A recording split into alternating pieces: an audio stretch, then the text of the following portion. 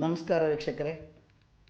KSOU Karnataka ರಾಜ್ಯ ಮುಕ್ತ ವಿಶ್ವವಿದ್ಯಾನಿಲಯ ಇದರ ಬಗ್ಗೆ ಸಂಪೂರ್ಣ ಶೈಕ್ಷಣಿಕ ಮಾಹಿತಿಯನ್ನು ನೀಡಲು ನಮ್ಮ ಜೊತೆ ಇದ್ದಾರೆ ಕರ್ನಾಟಕ ರಾಜ್ಯ ಮುಕ್ತ ವಿಶ್ವವಿದ್ಯಾನಿಲಯದ ಉಪಕುಲಸಚಿವರಾದಂಥ ನಂದಿ ಸರ್.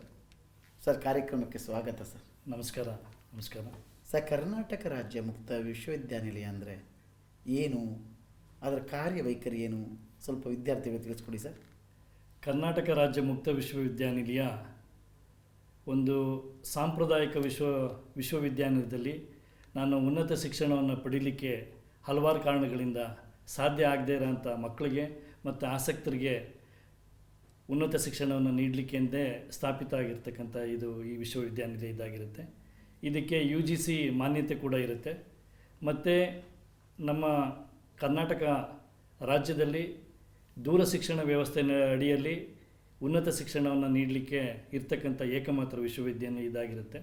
ಇಲ್ಲಿರ್ತಕ್ಕಂಥ ಎಲ್ಲ ಕೋರ್ಸ್ಗಳಿಗೂ ಸಹ ಏನು ನಾವು ಪ್ರೋಗ್ರಾಮ್ಸ್ ಅಂತ ಏನು ಹೇಳ್ತೀವಿ, ಈ ಎಲ್ಲ ಪ್ರೋಗ್ರಾಮ್ಸ್ಗಳಿಗೂ ಸಹ UGC, NCTE ಮತ್ತು AICTE ಮಾನ್ಯತೆ ಇರುತ್ತೆ. ಇದರ ಭೌಗೋಳಿಕ ವ್ಯಾಪ್ತಿ ರಾಜ್ಯಾದ್ಯಂತ ಇರುತ್ತೆ. ಅಂದರೆ ಕರ್ನಾಟಕ ಮುಕ್ತ ವಿಶ್ವವಿದ್ಯಾನಿಲಯ ರಾಜ್ಯದಲ್ಲಿ ಏಕೈಕ ವಿಶ್ವವಿದ್ಯಾನಿಲಯ ಆಗಿರುತ್ತೆ. ದೂರ ಶಿಕ್ಷಣ ನೀಡಲಿಕ್ಕೆಂದೇ ಸ್ಥಾಪಿತ ಆಗಿರ್ತಕ್ಕಂಥದ್ದು. ಇದರ ಗುಣಮಟ್ಟವನ್ನು ಕಾಯಲಿಕ್ಕೋಸ್ಕರ ಕರ್ನಾಟಕ ಸರ್ಕಾರ only university in the state to run the programs through ODL mode ಅಂತೇಳಿ ಒಂದು ಆದೇಶ ಕೂಡ ಮಾಡಿದೆ ಸರ್ಕಾರ. ಸರ್, ನಿಮ್ಮ ಕರ್ನಾಟಕ ರಾಜ್ಯ ಮುಕ್ತ ವಿಶ್ವವಿದ್ಯಾಲಯದಲ್ಲಿ ಯಾವ ಶೈಕ್ಷಣಿಕ ಕೋರ್ಸ್ಗಳಿಗೆ ಪ್ರವೇಶಾತಿಯನ್ನು ಪಡ್ಕೋಬೋದು ಸರ್? ನಮ್ಮ ಕರ್ನಾಟಕ ರಾಜ್ಯ ಮುಕ್ತ ವಿಶ್ವವಿದ್ಯಾನಿಲಯದಲ್ಲಿ ಸುಮಾರು 5 ಹಂತಗಳಲ್ಲಿ ಪ್ರವೇಶಾತಿಯನ್ನು ಮಾಡ್ತಾ ಇರ್ತೀವಿ. ಒಂದು UG ಮಟ್ಟದಲ್ಲಿ, ಇನ್ನೊಂದು PG ಮಟ್ಟದಲ್ಲಿ, ಅದೇ ರೀತಿಯಲ್ಲಿ PG ಸರ್ಟಿಫಿಕೇಟ್ ಪ್ರೋಗ್ರಾಮ್ಸ್ ಅಂತ ಮಾಡ್ತಾಯಿದ್ದೀವಿ. ಹಾಗೆ ಡಿಪ್ಲೊಮೊ ಮತ್ತು ಸರ್ಟಿಫಿಕೇಟ್ ಕಾರ್ಯಕ್ರಮಗಳಿಗೂ ಸಹ ನಾವು ಪ್ರವೇಶಾತಿಯನ್ನು ಮಾಡ್ತಾಯಿದ್ದೀವಿ. ಒಂದು UG ಮಟ್ಟದಲ್ಲಿ ಅಂತ ಹೇಳಿದಾಗ BA ಇರ್ಬೋದು, BCom, BSc, BBA, BCA ಈ ಕಾರ್ಯಕ್ರಮಗಳಿಗೆ, ಮತ್ತು BLib/SC ಮತ್ತು B.Ed ಈ ಶಿಕ್ಷಣ ಕ್ರಮಗಳಿಗೆ ನಾವು ಪ್ರವೇಶಾತಿ ಮಾಡ್ತೀವಿ. ಅದೇ ರೀತಿಯಲ್ಲಿ ನಾವು PG ಮಟ್ಟದಲ್ಲಿ ಬಂದಂಥ ಸಂದರ್ಭದಲ್ಲಿ MA, MCom, MSc, MLib/SC, MBA ಈ ಶಿಕ್ಷಣ ಕ್ರಮಗಳಿಗೆ ನಾವು ಪ್ರವೇಶಾತಿಯನ್ನು ಮಾಡ್ತಾಯಿದ್ದೀವಿ. MBAನಲ್ಲಿ 7 ಸ್ಪೆಷಲೈಸೇಷನ್ಸ್ ಇದೆ. ಆ 7 ಸ್ಪೆಷಲೈಸೇಷನ್ಸು ಅವ್ರಿಗೆ ಸೆಕೆಂಡ್ ಇಯರಿಂದ ಪ್ರಾರಂಭ ಆಗುತ್ತೆ. ಒಂದು ಫೈನಾನ್ಸ್ ಇದೆ, ಮಾರ್ಕೆಟಿಂಗ್ ಇದೆ, ಕಾರ್ಪೊರೇಟ್ ಲಾ ಇದೆ, ಟೂರಿಸಮ್ ಇದೆ, ಆಪರೇಷನ್ಸ್ ಇದೆ, ಇನ್ಫಾರ್ಮೇಷನ್ ಟೆಕ್ನಾಲಜಿ ಇದೆ. ಇದು ಸ್ಪೆಷಲೈಸೇಷನ್ಸ್ ಇರುತ್ತೆ. ಅದೇ ರೀತಿಯಲ್ಲಿ ಇನ್ನು BScಗೆ ಬಂದರೂ ಕೂಡ 9 ಕಾಂಬಿನೇಷನ್ಸ್ ಇದೆ. ಅದನ್ನು ಉಪಯೋಗಗಳನ್ನ ಪಡ್ಕೋಬೋದಾಗಿದೆ. ಮತ್ತು ಎಲ್ಲ ಕೋರ್ಸ್ಗಳಲ್ಲೂ ಸಹ ಈಗ ಒಂದು CBCSನಲ್ಲಿ ಒಂದು ಯೂನಿವರ್ಸಿಟಿ ಒಂದು ಕಾನ್ಸೆಪ್ಟ್ ಮಾಡಿ ಒಂದು 3 ರೀತಿಯಲ್ಲಿ ಹಂತದಲ್ಲಿ ವಿದ್ಯಾರ್ಥಿಗಳಿಗೆ ಸಬ್ಜೆಕ್ಟ್ಸನ್ನು ವಿಂಗಡಣೆ ಮಾಡಿದೆ. ಒಂದು ಹಾರ್ಡ್ ಕೋರ್ ಅಂತ ಬರುತ್ತೆ. ಈಗೇನು ನಾವು ಹಿಂದೆ ಕಂಪಲ್ಸರಿ ಸಬ್ಜೆಕ್ಟ್ಸ್ ಅಂತ ಹೇಳ್ತಿದ್ವಿ, ಅದು ಹಾರ್ಡ್ ಕೋರ್ ಅಂತೇಳಿ ಕರಿತೀವಿ. ಅದೇ ರೀತಿಯಲ್ಲಿ ಹಿಂದೆ ಎಲೆಕ್ಟಿವ್ಸ್ ಅಂತ ಕರಿತಾ ಇದ್ವಿ, ಈಗ ಅದನ್ನು ಸಾಫ್ಟ್ ಕೋರ್ ಅಂತ ಕರಿತೀವಿ. ಅದರಲ್ಲಿ ಒಂದು 3 ಕೊಟ್ಟು 2 ಚಾಯ್ಸ್ ಮಾಡ್ಕೋಬೇಕಾಗತ್ತೆ. ಅದೇ ರೀತಿಯಲ್ಲಿ ಒಂದು ಮಲ್ಟಿ ಡೈಮೆನ್ಷನ್ಲಿ ಆ ವಿದ್ಯಾರ್ಥಿ ಎಕ್ಸ್ಪರ್ಟೈಸ್ ಆಗಲಿ ಅನ್ನೋ ಉದ್ದೇಶಕ್ಕೋಸ್ಕರ ಒಂದು ಓಪನ್ ಎಲೆಕ್ಟಿವ್ ಅಂತೇಳಿ ಸಬ್ಜೆಕ್ಟನ್ನು ಬಿಡ್ತೀವಿ. ಅದು ಒಂದು 29 ಸಬ್ಜೆಕ್ಟ್ ಇರುತ್ತೆ. ಅವನು ತಗೊಳ್ತಾ ಇರ್ತಕ್ಕಂಥ ಶಿಕ್ಷಣ ಕ್ರಮದ ವಿಷಯವನ್ನು ಬಿಟ್ಟು ಇನ್ನು ಉಳಿಕೆ 28 ವಿಷಯಗಳಲ್ಲಿ ಯಾವುದಾದ್ರು ಒಂದು ವಿಷಯವನ್ನು ಅವನು ಆಯ್ಕೆ ಮಾಡ್ಕೊಳ್ಳೋದ್ರ ಮುಖಾಂತರ ಅವನು ಮಲ್ಟಿ ಡೈಮೆನ್ಷನಲ್ಲಿ ಎಕ್ಸ್ಪರ್ಟೈಸ್ ಆಗಲಿಕ್ಕೆ ಅವಕಾಶವನ್ನು ಸಹ ಮಾಡಿದ್ದೀವಿ. ಮತ್ತು ವಿದ್ಯಾರ್ಥಿಗಳಿಗೆ ಒಂದು ನನ್ನ ಮನವಿ, ಅವರ ಥ್ರೂಔಟ್ ದಿ ಕೋರ್ಸಲ್ಲಿ ಯಾವ ವಿಭಾಗಗಳನ್ನ ಯಾವ ವಿಷಯಗಳಿಗೆ ಕಾಂಟ್ಯಾಕ್ಟ್ ಮಾಡಬೇಕು, ಯಾವ ವಿಷಯಗಳಲ್ಲಿ ನಾನು ಎಕ್ಸ್ಪರ್ಟೈಸ್ ಆಗ್ಬೋದು ಅಥವಾ ಏನಾದ್ರು ಮಾಹಿತಿ ಅಗತ್ಯ ಇರುತ್ತೆ, ಅದಕ್ಕೋಸ್ಕರ ವಿಶ್ವವಿದ್ಯಾನಿಲಯ ತನ್ನ ವೆಬ್ಸೈಟ್ನಲ್ಲಿ ಪ್ರಾಸ್ಪೆಕ್ಟಸ್ ಅಂತೇಳಿ ಬಿಟ್ಟಿರುತ್ತೆ. ಇದನ್ನು ಸಂಪೂರ್ಣವಾಗಿ ಅವರ ಕೋರ್ಸನ್ನು ಮುಗಿಯೋವರೆಗೂ ಸಹ ಅದನ್ನು ಒಂದು ಡೌನ್ಲೋಡ್ ಮಾಡಿ ಪ್ರಿಂಟೌಟನ್ನು ಸಹ ತೆಗೆದಿಟ್ಕೊಂಡ್ರೆ ಅದೊಂದು ಹ್ಯಾಂಡ್ ಬುಕ್ ಆಗಿ ಅವ್ರ ಜೊತೆಗಿರುತ್ತೆ ಅಂತೇಳಿ ತಿಳಿಸ್ಲಿಕ್ಕೆ ಇಚ್ಛೆಪಡಿಸ್ತೀನಿ. ಅಂದರೆ ಅವ್ರು ಸೇರುವ ಸಂದರ್ಭದಲ್ಲಿ ಇದ್ದಂಥ ಆ ರೂಲ್ಸ್ ರೆಗ್ಯುಲೇಷನ್ಸ್ ಇರ್ಬೋದು, ಯೂನಿವರ್ಸಿಟಿ ನೀಡ್ತಕ್ಕಂಥ ಶೈಕ್ಷಣಿಕ ಸೇವೆಗಳಿರ್ಬೋದು, ಯಾವ್ಯಾವ ಕೋರ್ಸ್ಗಳಿದೆ, ಯಾರ್ಯಾರನ್ನು ಕಾಂಟ್ಯಾಕ್ಟ್ ಮಾಡಬೇಕು, ಮತ್ತು ನಮ್ಮ ವಿಶ್ವವಿದ್ಯಾಲಯಕ್ಕೆ ಇರ್ತಕ್ಕಂಥ ಮಾನ್ಯತೆ ವಿವರಗಳಿರ್ಬೋದು, ಅದೆಲ್ಲವನ್ನು ಸಹ ಅದರಲ್ಲಿ ನಾವು ಪ್ರಿಂಟ್ ಮಾಡಿಸಿದ್ವಿ. ವಿದ್ಯಾರ್ಥಿಗಳಿಗೆ ಅದೊಂದು ರೆಡಿ ರೆಕ್ನರ್ ಆಗಿರುತ್ತೆ. ಅದು ಒಂದು ಬುಕ್ಕು, ಅದರಲ್ಲಿರ್ತಕ್ಕಂಥ ಮಾಹಿತಿ. ನೀವು MA ಅಂತ ತಗೊಂಡಾಗ ಸುಮಾರು 14 ಕಾರ್ಯಕ್ರಮಗಳಿಗೆ ನಾವು ಪ್ರವೇಶಾತಿಯನ್ನು ನೀಡ್ತಾ ಇದ್ದೀವಿ. MAನಲ್ಲಿ Kannada, English, Hindi, Urdu, Sanskrit, history, economics, political science, public administration ಮತ್ತು journalism, ancient history and archaeology, ಈ ಶಿಕ್ಷಣ ಕ್ರಮಗಳಿಗೆ ನಾವು ಪ್ರವೇಶಾತಿ ನೀಡ್ತಾ ಇದ್ದೀವಿ. ಅದೇ ರೀತಿಯಲ್ಲಿ MScಗೆ ಬಂದಂಥ ಸಂದರ್ಭದಲ್ಲಿ ಈ ಬೇಸಿಕ್ ಸೈನ್ಸ್ ಅಂತ ಏನು ಹೇಳ್ತೀವಿ, physics, chemistry, mathematics, biochemistry, microbiology, biotechnology, psychology, food and nutrition ಮತ್ತು ಇನ್ನೂ ಹಲವಾರು ಕೋರ್ಸ್ಗಳಿಗೆ ನಾವು ಪ್ರವೇಶಾತಿಯನ್ನು ನೀಡ್ತಾ ಇದ್ದೀವಿ.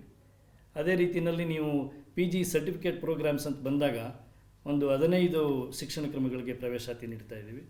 ಇಂಗ್ಲೀಷ್ ಇರ್ಬೋದು, ಕಮ್ಯುನಿಕೇಟಿವ್ ಇಂಗ್ಲೀಷ್ ಇರ್ಬೋದು, ಫೈನಾನ್ಷಿಯಲ್ ಮ್ಯಾನೇಜ್ಮೆಂಟ್ ಇದೆ, ಮಾರ್ಕೆಟಿಂಗ್ ಮ್ಯಾನೇಜ್ಮೆಂಟ್ ಇದೆ, ಹ್ಯೂಮನ್ ರಿಸೋರ್ಸ್ ಮ್ಯಾನೇಜ್ಮೆಂಟ್ ಇದೆ, ಜರ್ನಲಿಸಮ್ ಇದೆ, ಅಂಬೇಡ್ಕರ್ ಸ್ಟಡೀಸ್ ಇದೆ, ಕುವೆಂಪು ಸಾಹಿತ್ಯ ಇದೆ. ಈ ರೀತಿಯಲ್ಲಿ ನಾವು PG ಮಟ್ಟದಲ್ಲಿ ಒಂದು ಸರ್ಟಿಫಿಕೇಟ್ ಪ್ರೋಗ್ರಾಮ್ಸ್ 1 ವರ್ಷದ ಪ್ರೋಗ್ರಾಮ್ಸನ್ನು ನೀಡ್ತಾ ಇದ್ದೀವಿ. ಅದೇ ರೀತಿಯಲ್ಲಿ 10+2 ಆಧಾರಿತ ಅಂದರೆ PUC ಆಧಾರಿತವಾಗಿ ಒಂದು 5 ಪ್ರೋಗ್ರಾಮ್ಗಳಿಗೆ ಮಾಡ್ತಾ ಇದ್ದೀವಿ. ಜರ್ನಲಿಸಮ್ ಇದೆ, ಮತ್ತು ಕನ್ನಡ ಇದೆ, ಮತ್ತು ಕಂಪ್ಯೂಟರ್ ಸೈನ್ಸ್ ಇದೆ, ಇನ್ಫಾರ್ಮೇಷನ್ ಟೆಕ್ನಾಲಜಿ ಇದೆ, ಮತ್ತು ಈಗ ಹೊಸದಾಗಿ ಒಂದು ಅರ್ಲಿ ಚೈಲ್ಡ್ ಕೇರ್ ಹುಡ್ ಅಂತೇಳಿ ಒಂದು early child care hood and education ಅಂತೇಳಿ ಒಂದು ಪ್ರೋಗ್ರಾಮನ್ನು ಮಾಡ್ತಾ ಇದ್ದೀವಿ. ಅದೇ ರೀತಿಯಲ್ಲಿ ನಾವು ಸರ್ಟಿಫಿಕೇಟ್ ಪ್ರೋಗ್ರಾಮ್ಗಳಿಗೂ ಸಹ ಒಂದು 4-5 ಸರ್ಟಿಫಿಕೇಟ್ ಪ್ರೋಗ್ರಾಮ್ಸ್ ಇದೆ. ಅದು ಕೂಡ 10+2 ಆಧಾರಿತವಾಗಿರುತ್ತೆ. ಅದು 6 ತಿಂಗಳ ಕೋರ್ಸ್ ಆಗಿರುತ್ತೆ. ಈ ಶಿಕ್ಷಣ ಕ್ರಮಗಳಿಗೆ ಪ್ರವೇಶಾತಿ ನೀಡ್ತಾ ಇದ್ದೀವಿ. ಅದು ಇನ್ನೊಂದು ಸರ್, ಹೇಳಿ, ನಿಮ್ಮಲ್ಲಿ ಪದವಿಗಳಿಗೆ ಅಥವಾ ಡಿಪ್ಲೊಮೊಗಳಿಗೆ ಸೇರಬೇಕು ಅಂದರೆ ಆ ವಿದ್ಯಾರ್ಥಿ ಇಷ್ಟೇ ಓದಿರಬೇಕು, ಹೀಗೆ ಏನಾದರೂ ಒಂದು ರೂಲ್ಸ್ ರೆಗ್ಯುಲೇಷನ್ ಇದೆ? ಒಳ್ಳೆ ಪ್ರಶ್ನೆ ಕೇಳ್ತಾ ಇದ್ದೀರಿ. UG ಮಟ್ಟದಲ್ಲಿರ್ತಕ್ಕಂಥ ಎಲ್ಲ ಕೋರ್ಸ್ಗಳಿಗೆ ಕನಿಷ್ಠ ಒಂದು 10+2 ನಮ್ಮಲ್ಲಿ PUC ಅಂತ ಏನು ಕರಿತೀವಿ, PUC ಆಗಿರಬೇಕು. ಅಥವಾ ಬೇರೆ ರಾಜ್ಯಗಳಲ್ಲಿ ಅದನ್ನು HSC ಅಂತ ಕರಿತೀವಿ, ಹೈಯರ್ ಸೆಕೆಂಡ್ರಿ ಕೋರ್ಸ್ ಅಂತ. ಅಥವಾ 10+2 ಆಧಾರಿತವಾಗಿ ವಿದ್ಯಾರ್ಥಿ ಪಾಸಾಗಿರಬೇಕು. ಅಥವಾ NIOS, ರಾಷ್ಟ್ರೀಯ ಲೆವೆಲ್ನಲ್ಲಿ NIOS ಅಂತಿದೆ ಅದು. ಅಥವಾ 10+2ಗೆ ಈಕ್ವಲೆಂಟ್ ಆಗಿರೋಂಥ ಆ ಕೋರ್ಸ್ಗಳನ್ನ ಮಾಡಿರತಕ್ಕಂಥ ಎಲ್ಲ ವಿದ್ಯಾರ್ಥಿಗಳು ಆಯಾ ಕೋರ್ಸ್ಗಳಿಗೆ ಅಂದರೆ UG ಮಟ್ಟದ ಕೋರ್ಸ್ಗಳಿಗೆ ಪ್ರವೇಶಾತಿ ಹೊಂದಲಿಕ್ಕೆ ಅವಕಾಶ ಇರುತ್ತೆ. ಆದರೆ ಇನ್ನೊಂದು ಸರ್, ಈಗ ನೀವು ಹೇಳಿದ್ರಿ 10+2 ಅಂತ. ಹೌದು. ಈಗ SLC ಮಾಡಿರ್ತಾನೆ, ಆತ ಯಾವುದೋ ಒಂದು ಡಿಪ್ಲೊಮಾ ಸೇರಿರ್ತಾನೆ, PUCನೇ ಸೇರಿರಲ್ಲ. ಆತನಿಗೆ ನಿಮ್ಮಲ್ಲಿ ಅಡ್ಮಿಷನ್? ಇತ್ತೀಚೆಗೆ ಸರ್ಕಾರ ನಿಮಗೆ JOC ಮಾಡಿರ್ತಕ್ಕಂಥವ್ರಿಗೆ ಮತ್ತು 3 ವರ್ಷದ ಡಿಪ್ಲೊಮೊಗಳನ್ನು ಮಾಡಿರೋಂಥವ್ರನ್ನು ಸಹ ಈಕ್ವಲೆಂಟ್ ಟು PUC ಅಂತೇಳಿ ಅದನ್ನು ಕನ್ಸಿಡರ್ ಮಾಡಿದೆ. ಸೊ ಹಾಗಾಗಿ ಆ ವಿದ್ಯಾರ್ಥಿಗಳಿಗೂ ಸಹ ನಾವು UG ಮಟ್ಟದ ಶಿಕ್ಷಣ ಕ್ರಮಗಳಿಗೆ ಅವಕಾಶವನ್ನು ನೀಡ್ತಾ ಬರ್ತಾ ಇದ್ದೀವಿ. ದೂರ ಶಿಕ್ಷಣ ಅಂತ ಅಂದಾಗ ಆತ PUC ಓದಿ ನಂತರ MAಗೂ ಸೇರ್ಬೋದಾ, ಅಥವಾ ಏನಾದರೂ ಡಿಗ್ರಿಗೆ ಮಾತ್ರ PU ಮಾಡಿರ್ತೀರಾ, ಅಥವಾ ಡಿಗ್ರಿಗೆ ಹೋಗಬೇಕು ಅಂದರೆ ಡಿಗ್ರಿ ಆಗಿರಲೇಬೇಕಾ, PGಗೆ ಹೋಗ್ಬೇಕಾ? ಈಗ ಏನಾಗಿದೆ, UG ಮಟ್ಟದ ಯಾವುದೇ ಕಾರ್ಯಕ್ರಮಗಳಿಗೆ 10+2 12 ವರ್ಷದ ಸ್ಕೂಲಿಂಗ್ ಆಗಿರಬೇಕು ಅಂತೇಳಿ UGC ನಿಯಮ ಇದೆ. ಅದೇ ರೀತಿಯಲ್ಲಿ PG ಕೋರ್ಸಿಗೆ ಬರಬೇಕಾದ್ರೆ ಅವನು 10+2+3 ಅಂತ 15 ವರ್ಷದ ಸ್ಕೂಲಿಂಗನ್ನು ಅವನು ಕಂಪ್ಲೀಟ್ ಮಾಡಿರಬೇಕು ಅಂತಿದೆ. ಸೊ ಹಾಗಾಗಿ PG ಮಟ್ಟದ ಯಾವುದೇ ಕೋರ್ಸ್ಗಳಿರ್ಬೋದು, ಅದಕ್ಕೆ ಅವನು PUC ಜೊತೆಗೆ ಡಿಗ್ರಿ ಆಗಿರಬೇಕಾದ್ದು ಅವಶ್ಯಕ ಆಗಿರುತ್ತೆ. ಈಗ ಡಿಪ್ಲೊಮೊಗಳಿದೆಯಲ್ಲ, ಹೌದು, ಆ ಡಿಪ್ಲೊಮೊಗಳು ಅಂತ ಬಂದಾಗ ಈಗ ನಮ್ಮ ಹೆಸರಿನಲ್ಲೇ ಇದೆ, ಅದು PG ಸರ್ಟಿಫಿಕೇಟ್ ಪ್ರೋಗ್ರಾಮ್ ಅಂತ. ಈ ಕಾರ್ಯಕ್ರಮಗಳಿಗೆ ಅವನು ಕನಿಷ್ಠ ಯಾವುದಾದ್ರೂ ಡಿಗ್ರಿಯನ್ನು ಹೊಂದಿರಬೇಕಾದ್ದು ಕಡ್ಡಾಯ ಆಗಿರುತ್ತೆ. ಅದೇ ರೀತಿಯಲ್ಲಿ ಡಿಪ್ಲೊಮೊ ಅಂತ ಇದೆ, ಮತ್ತು ಸರ್ಟಿಫಿಕೇಟ್ ಪ್ರೋಗ್ರಾಮ್ಸ್ ಅಂತಿದೆ. ಇದು 10+2 ಆಧಾರಿತವಾಗಿರುತ್ತೆ. ಅಂದರೆ PUC ಆಗಿರಬೇಕು ಅಥವಾ ಅದರ ಈಕ್ವಲೆಂಟ್ ಕೋರ್ಸನ್ನು ಅವನು ಕಂಪ್ಲೀಟ್ ಮಾಡಿರಬೇಕಾದ್ದು ಕಡ್ಡಾಯ ಇರುತ್ತೆ. ಒಂದು ರೆಗ್ಯುಲರ್ ಡಿಗ್ರಿಯನ್ನು ಮಾಡ್ತಕ್ಕಂಥ ವಿದ್ಯಾರ್ಥಿ ನಮ್ಮ ವಿಶ್ವವಿದ್ಯಾಲಯದಲ್ಲೂ ಒಂದು ಡಿಗ್ರಿಯನ್ನು, ಪದವಿಯನ್ನು ಪಡ್ಕೋಬಹುದು ಅಟ್ ಅ ಟೈಮ್ 2 ಕಡೆನೂ ಅಂತ ಇದೆ. ಅದರ ಬಗ್ಗೆ ಮಾಹಿತಿಯನ್ನು UGC ಇತ್ತೀಚೆಗೆ ಒಂದು ಹೊಸ ರಾಷ್ಟ್ರೀಯ ಶಿಕ್ಷಣ ನೀತಿ ಅಡಿಯಲ್ಲಿ ಒಂದು ಸ್ಕೋಪನ್ನು ನೀಡಿ ಏಕಕಾಲದಲ್ಲಿ ಒಬ್ಬ ವಿದ್ಯಾರ್ಥಿ 2 ಶಿಕ್ಷಣ ಕ್ರಮಗಳನ್ನು ವ್ಯಾಸಂಗ ಮಾಡಲಿಕ್ಕೆ ಅವಕಾಶ ನೀಡಿದೆ. ಈಗ ಫಾರ್ ಎಕ್ಸಾಂಪಲ್ ನಾನು ಒಂದು UG ಪಾಸ್ ಆಗಿದ್ದೆ ಅಂತಂದರೆ ನಾನು ಇನ್ನೊಂದು UG ಯಾವುದಾದ್ರು ಕೋರ್ಸನ್ನು ಓದಬೇಕು ಅಂತ ಏನಾದ್ರು ಇಂಟ್ರೆಸ್ಟ್ ಇದ್ದರೆ ಅದನ್ನು ಏಕಕಾಲದಲ್ಲಿ ಮಾಡ್ಬೋದು. ಮತ್ತು ಯಾವುದಾದ್ರು PG ಕೋರ್ಸ್ಗೂ ಸಹ ನಾನು ಪ್ರವೇಶಾತಿಯನ್ನು ಪಡಿಬೋದಾಗಿದೆ. ಸರ್, ಇನ್ನೊಂದು, ಈಗ ನೀವೇನೋ ಇಲ್ಲೂ ವಿದ್ಯಾರ್ಥಿ ವ್ಯಾಸಂಗ ಮಾಡ್ತಿರ್ತಾನೆ, ರೆಗ್ಯುಲರಾಗಿ ಅಲ್ಲೂ ಡಿಗ್ರಿಯನ್ನು ಮಾಡ್ತಿರ್ತಾನೆ. ಒಂದೇ ಬಾರಿ 2 ಎಕ್ಸಾಮ್ಗಳಲ್ಲೂ ಅಥವಾ ಪರೀಕ್ಷೆಗಳು ಒಂದೇ ಡೇಟಿಗೆ ಬಿದ್ದಾಗ ವಾಸ್ತವವಾಗಿ ಈ ಸಂದೇಹ ಮೂಡುವಂಥದ್ದು ಸಹಜ. ಇದನ್ನು ನಾವು ಮಕ್ಕಳು ಅಡ್ಮಿಷನ್ ಆದಂಥ ಸಂದರ್ಭದಲ್ಲಿ ಅದನ್ನು ಮನದಲ್ಲಿಟ್ಕೊಂಡು ನಾವು ಎಕ್ಸಾಮಿನೇಷನ್ ಟೈಮ್ ಟೇಬಲನ್ನು ಪ್ರಿಪೇರ್ ಮಾಡೋಂಥ ಸಂದರ್ಭದಲ್ಲಿ ಇವನ್ನೆಲ್ಲ ಗಮನದಲ್ಲಿಟ್ಕೊಂಡು ಆ ಮಕ್ಕಳುಗಳಿಗೆ ಅನಾನುಕೂಲ ಆಗದೇ ಇದ್ದ ರೀತಿಯಲ್ಲಿ ಶೆಡ್ಯೂಲನ್ನು ಮಾಡ್ತೀವಿ. ಅಂದರೆ ಅವನು ಎಕ್ಸಾಮ್ ಬರೀಲಿಕ್ಕೆ ಕಾಲಾವಕಾಶಗಳಿರುತ್ತೆ ಅಲ್ಲಿ ಮತ್ತು ಇಲ್ಲಿ. ಖಂಡಿತವಾಗ್ಲೂ ಇರುತ್ತೆ. ನಂತರ ಸರ್, ನಿಮ್ಮಲ್ಲಿ ಅಡ್ಮಿಷನ್ ಆಗಲಿಕ್ಕೆ ಅಥವಾ ಬಡವರಿಗೆ ಅಥವಾ ಬಡ ವಿದ್ಯಾರ್ಥಿಗಳಿಗೆ ಅಥವಾ ಮೀಸಲಾತಿ ಇರ್ತಕ್ಕಂಥ ವಿದ್ಯಾರ್ಥಿಗಳಿಗೆ ಓದುವಂಥ ವಿದ್ಯಾರ್ಥಿಗೆ ಯಾವುದಾದರೂ ಶುಲ್ಕದಲ್ಲಿ ರಿಯಾಯಿತಿಯನ್ನು ಏನಾದರೂ ಇಟ್ಟಿದ್ದೀರಾ ಅಂತ? ಈ ವಿಶ್ವವಿದ್ಯಾನಿಲಯ ಸಮಾಜಮುಖಿಯಾಗಿಯೂ ಸಹ ಕೆಲಸ ನಿರ್ವಹಿಸ್ತಾ ಇದೆ. ಒಂದು BPL ಕಾರ್ಡನ್ನು ಹೊಂದಿರತಕ್ಕಂಥ ಮಹಿಳಾ ವಿದ್ಯಾರ್ಥಿಗಳಿಗೆ ನಮ್ಮ ಬೋಧನಾ ಶುಲ್ಕ ಅಂದರೆ ಏನು ಟ್ಯೂಷನ್ ಫೀಸ್ ಏನಿದೆ ಅದರಲ್ಲಿ 15% ಅಷ್ಟು ಡಿಸ್ಕೌಂಟನ್ನು ಕೊಡ್ತಾ ಇದ್ದೀವಿ. ಅದೇ ರೀತಿಯಲ್ಲಿ ಎಕ್ಸ್ ಸರ್ವಿಸ್ಮೆನ್ ಅಥವಾ ಡಿಫೆನ್ಸಲ್ಲಿ ಇರ್ತಕ್ಕಂಥ ವಿದ್ಯಾರ್ಥಿಗಳಿಗೂ ಸಹ ಟ್ಯೂಷನ್ ಫೀಸಲ್ಲಿ 15% ಡಿಸ್ಕೌಂಟ್ ಇರುತ್ತೆ. ಮತ್ತು ಇತ್ತೀಚೆಗೆ ಒಂದು ಆಟೋ ಅಥವಾ ಕ್ಯಾಬ್ ಡ್ರೈವರ್ಸ್ ಇರ್ಬೋದು ಅಥವಾ ಅವರ ಫ್ಯಾಮಿಲಿ ಅಥವಾ ಅವರ ಮಕ್ಕಳಿಗೂ ಸಹ ಓದಲಿಕ್ಕೆ ಒಂದು ಪ್ರಮೋಟ್ ಮಾಡೋಣ ಅಂಥೇಳಿ ಆ ವಿದ್ಯಾರ್ಥಿಗಳಿಗೂ ಸಹ ಟ್ಯೂಷನ್ ಫೀಸ್ನಲ್ಲಿ 30% ಡಿಸ್ಕೌಂಟನ್ನು ಕೊಡ್ತಾ ಇದ್ದೀವಿ. ಇದರ ಜೊತೆಗೆ ಈಗ ಟ್ರಾನ್ಸ್ಜೆಂಡರ್ಸ್ ಇರ್ಬೋದು, ಇದೇನು ತೃತೀಯ ಲಿಂಗಿ ಅಂತ ಹೇಳ್ತೀವಿ, ಅವರಿಗೆ ಪೂರ್ಣ ಶುಲ್ಕ ವಿನಾಯಿತಿ ಇರುತ್ತೆ. ಅದೇ ರೀತಿಯಲ್ಲಿ ಬ್ಲೈಂಡ್ ಸ್ಟೂಡೆಂಟ್ಸ್ಗೂ ಕೂಡ ಪೂರ್ಣ ಶುಲ್ಕ ವಿನಾಯಿತಿ ಇದೆ. ಮತ್ತು ಇತ್ತೀಚೆಗೆ ಕೋವಿಡ್ನಲ್ಲಿ ಯಾರು ಡಿಮೈಸ್ ಆದರು ಅಂದರೆ ಮೃತರಾದಂಥ ಒಂದು ಪೇರೆಂಟ್ಸ್ಗಳ ಮಕ್ಕಳುಗಳಿಗೂ ಸಹ ಅವ್ರನ್ನ ಎಜುಕೇಟ್ ಮಾಡೋಣ ಅಂತೇಳಿ ಉತ್ತೇಜನ ನೀಡೋ ನಿಟ್ಟಿನಲ್ಲಿ ಅವ್ರಿಗೂ ಪೂರ್ಣ ಶುಲ್ಕವನ್ನು ವಿನಾಯಿತಿ ನೀಡ್ತಾ ಬರ್ತಾ ಇದೆ ವಿಶ್ವವಿದ್ಯಾನಿಲಯ. ಎಷ್ಟು ಸೆಂಟ್ರ್ಗಳಿದೆ? ಒಬ್ಬ ವಿದ್ಯಾರ್ಥಿಗಳು ಎಲ್ಲಿ ಹೇಗೆ ಎಷ್ಟನ್ನು ವಿಭಾಗಗಳ ಮಾಡಿದ್ದೀರಿ? ಈ ಏನು ಮುಕ್ತ ವಿಶ್ವವಿದ್ಯಾನಿಲಯ ಏನಿದೆ, ಓಪನ್ ಡಿಸ್ಟೆನ್ಸ್ ಯೂನಿವರ್ಸಿಟಿ ಏನಿದೆ, ಇದು ODL ರೆಗ್ಯುಲೇಷನ್ಸ್ ನಡಿನಲ್ಲಿ ಅಂದರೆ open and distance learning regulations ನಡೀಲಿ ಕೆಲಸ ನಿರ್ವಹಿಸ್ತಾ ಇದೆ. ಇದು 4 ಹಂತದಲ್ಲಿ ನಾವು ಪ್ರವೇಶಾತಿಯನ್ನು ನೀಡ್ತಾ ಇದ್ದೀವಿ. ಒಂದು, ನಮ್ಮ ಮೈಸೂರು ಕೇಂದ್ರ ಕಚೇರಿ ಏನು ಹೆಡ್ ಕ್ವಾರ್ಟರ್ಸ್ ಇದೆ ಇಲ್ಲಿ ನೀಡ್ತಾ ಇದ್ದೀವಿ. ಅದೇ ರೀತಿಯಲ್ಲಿ ನಮ್ಮ ಕರ್ನಾಟಕ ರಾಜ್ಯದಲ್ಲಿ ಇರ್ತಕ್ಕಂಥ ಒಂದು 23 ಜಿಲ್ಲೆಗಳಲ್ಲಿ ನಮ್ಮದೇ ಆದಂಥ ಪ್ರಾದೇಶಿಕ ಕೇಂದ್ರ ಇದೆ. ಅಲ್ಲಿ ಪ್ರಾದೇಶಿಕ ನಿರ್ದೇಶಕರು ಇರ್ತಾರೆ ಮತ್ತು ಸಹಾಯಕ ಸಿಬ್ಬಂದಿ ಕೂಡ ಇರ್ತಾರೆ. ಇವರ ಸಹಕಾರದಿಂದ ನಾವು ಪ್ರವೇಶಾತಿಯನ್ನು ಮಾಡ್ತಾಯಿದ್ದೀವಿ. ಅದೇ ರೀತಿಯಲ್ಲಿ ಮಕ್ಕಳಿಗೆ ಶೈಕ್ಷಣಿಕ ಸೇವೆ ನೀಡಲಿಕ್ಕೋಸ್ಕರನೇ ರಾಜ್ಯದಲ್ಲಿ ಸುಮಾರು ಒಂದು 134 ಕಡೆ ನಾವು ಕಲಿಕಾರ್ಥಿ ಸಹಾಯ ಕೇಂದ್ರಗಳು, ಲರ್ನರ್ ಸಪೋರ್ಟ್ ಸೆಂಟರ್ ಅಂತ ಕರಿತೀವಿ, ಈ ಕೇಂದ್ರಗಳ ಮುಖಾಂತರನೂ ಸಹ ನಾವು ಪ್ರವೇಶಾತಿಯನ್ನು ಮಾಡ್ತಾಯಿದ್ದೀವಿ. ಸರ್, ಒಬ್ಬ ವಿದ್ಯಾರ್ಥಿ ಯಾವ ಸಂದರ್ಭದಲ್ಲಿ ಅವನಿಗೆ ಅಡ್ಮಿಷನ್ ಆಗಬೇಕು ಅಥವಾ ಯಾವ ವರ್ಷದಲ್ಲಿ ನೀವು ಅಡ್ಮಿಷನ್ಗೆ ಅವಕಾಶ ಮಾಡಿಕೊಟ್ಟಿದ್ದೀರಿ ಸರ್?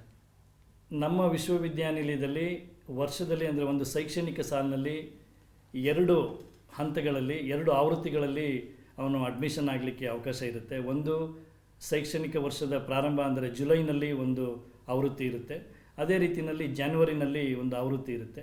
ಈ 2 ಆವೃತ್ತಿಗಳಲ್ಲಿ ನಾವು ಪ್ರವೇಶಾತಿಯನ್ನು ಮಾಡ್ಕೋತಾ ಇದ್ದೀವಿ. ಒಂದು ಅವಧಿನಲ್ಲಿ ಏನೋ ದಿನಾಂಕವನ್ನು ನಿಗದಿ ಮಾಡಿದ್ದೀರಾ ಸರ್? ಇಲ್ಲಿಂದ ಇಲ್ಲಿವರೆಗೂ ಆ ಅವಧಿ ಪ್ರಾರಂಭ ಆಗೋಂಥ ಸಂದರ್ಭದಲ್ಲಿ ದಿನಾಂಕವನ್ನು ನಿಗದಿ ಮಾಡಿ ವಿಶ್ವವಿದ್ಯಾನಿಲಯ ಪ್ರಕಟಣೆ ಹೊರಡಿಸುತ್ತೆ. ನಂತರ ಅದೇ ಸಂದರ್ಭದಲ್ಲಿ UGC ಆಯಾ ಆವೃತ್ತಿಗೆ ಒಂದು ಕಡೆಯ ದಿನಾಂಕವನ್ನು ನಿಗದಿಪಡಿಸುತ್ತೆ. ಅಲ್ಲಿವರೆಗೂ ಸಹ ನಾವು ಆ ಆವೃತ್ತಿಗೆ ಪ್ರವೇಶಾತಿಯನ್ನು ಮಾಡ್ಕೋತಾ ಇದ್ದೀವಿ. ಈಗ ವಿದ್ಯಾರ್ಥಿ ಅವನು ಪ್ರವೇಶಾತಿಯನ್ನು ಪಡ್ಕೋಬೇಕು ಅಂದರೆ ಮೈಸೂರಿನಲ್ಲೇ ಬಂದು ಪ್ರವೇಶಾತಿಯನ್ನು ಪಡ್ಕೋಬೇಕಾ ಅಥವಾ ಆ ಕೇಂದ್ರದಲ್ಲಿ ಪ್ರವೇಶಾತಿಯನ್ನು ಪಡ್ಕೋಬೋದು? ಇಲ್ಲ, ಏನಾಗ್ತದೆ, ನಮ್ಮ KSOU ದೂರ ಶಿಕ್ಷಣ ಎಲ್ಲರಿಗೂ ಎಲ್ಲೆಡೆ ಅಂತೇಳಿ ಒಂದು ಧ್ಯೇಯನ ಇಟ್ಕೊಂಡು ಕಾರ್ಯನಿರ್ವಹಿಸ್ತಾ ಇದೆ. ಈ ನಿಟ್ಟಿನಲ್ಲಿ ವಿಶ್ವವಿದ್ಯಾನಿಲಯ ಆ ಮಕ್ಕಳು ಇರೋ ಕಡೆಯಲ್ಲೇ ಅವ್ರಿಗೆ ಎಜುಕೇಷನ್ನ ನೀಡಬೇಕು ಅಂತೇಳಿ ಈಗ ನಾನು ಈ ಹಿಂದೆನೇ ಹೇಳ್ದಂಗೆ ಒಂದು 23 ಪ್ರಾದೇಶಿಕ ಕೇಂದ್ರಗಳಿದೆ ಅಥವಾ 134 ಕಲಿಕಾರ್ಥಿ ಸಹಾಯ ಕೇಂದ್ರಗಳಿದೆ. ಇಲ್ಲಿ ಹೋಗಿ ಅವರು ವಿಸಿಟ್ ಮಾಡಿ ಅವರಿಗೆ ಬೇಕಾದಂಥ ಶಿಕ್ಷಣ ಕ್ರಮಗಳ ಒಂದು ಮಾಹಿತಿಯನ್ನು ಪಡ್ಕೊಂಡು ಪ್ರವೇಶಾತಿಯನ್ನು ಪಡಿಬೋದಾಗಿದೆ. ಈಗ ಒಬ್ಬ ವಿದ್ಯಾರ್ಥಿ ಸರ್, ಅವನು ನಿಮ್ಮ ಓಪನ್ ಯೂನಿವರ್ಸಿಟಿನಲ್ಲಿ ಒಂದು ಪದವಿಯನ್ನು ಅಥವಾ ಒಂದು ಡಿಪ್ಲೊಮೋನ ಪಡ್ಕೊಳ್ಳಿಕ್ಕೆ ಅವನು ಪ್ರವೇಶಾತಿಯನ್ನು ಪಡ್ಕೋಬೇಕು. ಅವನು ಹೇಗೆ ಪಡ್ಕೊಳ್ಳೋದು, ಅವನು ಎಲ್ಲಿಗೆ ಹೋಗಬೇಕು, ಅದು ಆನ್ಲೈನಲ್ಲಿ ಮುಖಾಂತರ ಮಾಡ್ಕೋಬೇಕಾ? ಇದ್ರ ಬಗ್ಗೆ ಏನೋ ವ್ಯವಸ್ಥೆಯನ್ನು ಮಾಡಿದ್ದೀರಿ ಸರ್? ಒಬ್ಬ ವಿದ್ಯಾರ್ಥಿ ಈ ವಿಶ್ವವಿದ್ಯಾಲಯದಲ್ಲಿ ಪ್ರವೇಶಾತಿಯನ್ನು ಒಂದು ಆನ್ಲೈನ್ ಮೂಲಕನೇ ಒಂದು ಟ್ರಾನ್ಸ್ಪರೆನ್ಸಿ ಇರಬೇಕು ಮತ್ತು ಅವನ ಡೇಟಾ ಭಾಳ ಕಾಲದವರೆಗೂ ಉಳಿಬೇಕು ಅನ್ನೋ ಒಂದು ಉದ್ದೇಶದಿಂದ ಸಂಪೂರ್ಣವಾಗಿ ಆನ್ಲೈನ್ನಲ್ಲಿ ನಾವು ಪ್ರವೇಶಾತಿಯನ್ನು ಮಾಡ್ತಾಯಿದ್ದೀವಿ. ಇದನ್ನು ಅವನು ಕೇಂದ್ರ ಕಚೇರಿ ಮೈಸೂರಿಗಾರು ಬಂದು ಮಾಡ್ಕೋಬೋದು ಅಥವಾ ಅವನಿರ್ತಕ್ಕಂಥ ಸ್ಥಳದಲ್ಲಿನ ನಮ್ಮ ಪ್ರಾದೇಶಿಕ ಕೇಂದ್ರಗಳಲ್ಲಿ ಅಥವಾ ಅಧ್ಯಯನ ಕೇಂದ್ರಗಳಲ್ಲಿ ಅವನು ಮಾಡ್ಕೊಳ್ಳಿಕ್ಕೆ. ಸರ್, ಅವನು ಆನ್ಲೈನ್ಗೆ ಹೋಗಬೇಕು ಅಂದರೆ ಎಲ್ಲಿಗೆ ಹೋಗಬೇಕು, ಯಾವ ವೆಬ್ಸೈಟ್ಗೆ ಹೋಗಬೇಕು? ನಮ್ಮ ವಿಶ್ವವಿದ್ಯಾಲಯದ ಒಂದು ಅಧಿಕೃತವಾದಂಥ ಒಂದು ವೆಬ್ಸೈಟ್ ಇದೆ, www.ksou.mysuru.ac.in. ಇದೇ ನಮ್ಮ ವಿಶ್ವವಿದ್ಯಾಲಯದ ಒಂದು ಅಧಿಕೃತ ವೆಬ್ಸೈಟ್ ಆಗಿರುತ್ತೆ. ಈ ವೆಬ್ಸೈಟ್ನಲ್ಲಿ ಈ ನಮ್ಮ ವಿಶ್ವವಿದ್ಯಾನಿಲಯ ನೀಡ್ತಕ್ಕಂಥ ಶೈಕ್ಷಣಿಕ ಸೇವೆಗಳಿರ್ಬೋದು ಅಥವಾ ನೀಡ್ತಕ್ಕಂಥ ಕೋರ್ಸ್ಗಳ ವಿವರಗಳಿರ್ಬೋದು, ಸಂಪೂರ್ಣವಾದಂಥ ವಿವರ ಅಲ್ಲಿ ದೊರಕುತ್ತೆ. ಇಲ್ಲಿ ಹೋದರೆ ಆ ವಿದ್ಯಾರ್ಥಿಗಳಿಗೆ ಎಲ್ಲ ಮಾಹಿತಿಗಳು ಸಹ ದೊರಕುತ್ತೆ. ಸರ್, ಈಗ 1ನೇದು 2ನೇ ವರ್ಷದ ಆ ಕ್ರಮಗಳನ್ನು ವಿದ್ಯಾರ್ಥಿಗೆ ಯಾವ ರೀತಿ ಅವನಿಗೆ ಮನವರಿಕೆ ಮಾಡಿಕೊಡ್ತೀವಿ? ಮೊದಲನೇದಾಗಿ ಅವನು ಪ್ರವೇಶಾತಿ ಮಾಡಲಿಕ್ಕಿಂತ ಮುಂಚೆ ಇಲ್ಲಿ ಯಾವ ಯಾವ ಶಿಕ್ಷಣ ಕ್ರಮಗಳು ಅಂದರೆ ಕೋರ್ಸ್ಗಳು ಲಭ್ಯ ಇದೆ ಅನ್ನೋದನ್ನು ಫಸ್ಟು ಅವನು ಅರ್ಥಕೋಬೇಕಾಗತ್ತೆ. ಮತ್ತು ಈ ಕೋರ್ಸ್ಗಳಲ್ಲಿ ನನಗೆ ಯಾವ ಕೋರ್ಸು ಅಗತ್ಯ ಇದೆ, ನಾನು ಯಾವ ಕೋರ್ಸನ್ನು ಓದಬೇಕು ಅನ್ನೋದನ್ನು ಫಸ್ಟು ಅವನು ನಿರ್ಧರಿಸ್ಕೊಳ್ಬೇಕಾಗತ್ತೆ. ಅದೇ ನಿಟ್ಟಿನಲ್ಲಿ ಆ ಕೋರ್ಸ್ಗಳಿಗೆ ಇರ್ತಕ್ಕಂಥ ಏನು ಶೈಕ್ಷಣಿಕ ಅರ್ಹತೆ, ಎಜುಕೇಷನ್ ಕ್ವಾಲಿಫಿಕೇಷನ್ ಅಂತ ಏನು ಹೇಳ್ತೀವಿ, ಇದನ್ನು ನಾನು ಪಡೆದಿದ್ದೀನೋ ಇಲ್ವೋ ಅನ್ನೋದನ್ನು ಒಂದು ಖಾತ್ರಿ ಮಾಡಿಕೊಂಡು ನಂತರದಲ್ಲಿ ಅವನು ನಮ್ಮದೇ ಆದ ವೆಬ್ಸೈಟ್ನಲ್ಲಿ ಒಂದು ಪ್ರವೇಶಾತಿಗೆ ಅಂತಲೇ ಒಂದು ಆನ್ಲೈನ್ ಅಡ್ಮಿಷನ್ ಪೋರ್ಟಲ್ ಅಂತ ಒಂದು ವ್ಯವಸ್ಥೆಯನ್ನು ಕಲ್ಪಿಸಿದ್ದೀವಿ, ಒಂದು ಲಿಂಕನ್ನು ಮಾಡಿದ್ದೀವಿ.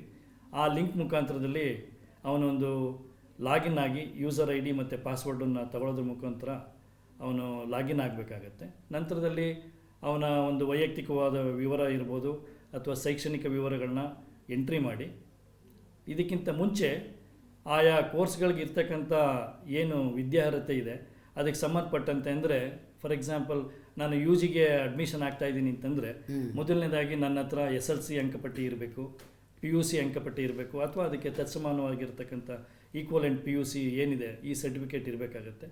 ಹಾಗೆ ಆಧಾರ್ ಕಾರ್ಡ್ ಬೇಕಾಗುತ್ತೆ, ಮತ್ತು ಫೋಟೋ ಮತ್ತು ಸಿಗ್ನೇಚರ್, ಅಥವಾ ಇನ್ನೊಂದು ನಮ್ಮಲ್ಲಿ ಯಾವುದಾದ್ರು ರಿಯಾಯಿತಿಯನ್ನು ನಾನು ಪಡೀಲಿಕ್ಕೆ ಇಚ್ಛೆ ಪಟ್ಟಿದ್ರೆ ಆ ರಿಯಾಯಿತಿ ಪಡಲಿಕ್ಕೆ ಇರ್ತಕ್ಕಂಥ ಸಂಬಂಧಪಟ್ಟಂಥ ಒಂದು ಸರ್ಟಿಫೈಡ್ ಕಾಪಿನ ಫಸ್ಟು ಅವನು ರೆಡಿ ಮಾಡಿಕೊಂಡು ಅದನ್ನು ಸ್ಕ್ಯಾನ್ ಮಾಡಿ ಒಂದು ಕಡೆ ಫೈಲ್ ಮಾಡಿ ಇಟ್ಕೊಂಡಿದ್ದು ಈ ಅಪ್ಲಿಕೇಶನ್ಸನ್ನು ಫಿಲಪ್ ಮಾಡ್ತಾ ಇದನ್ನೆಲ್ಲ ಕೂಡ ಅಪ್ಲೋಡ್ ಮಾಡಬೇಕಾಗತ್ತೆ.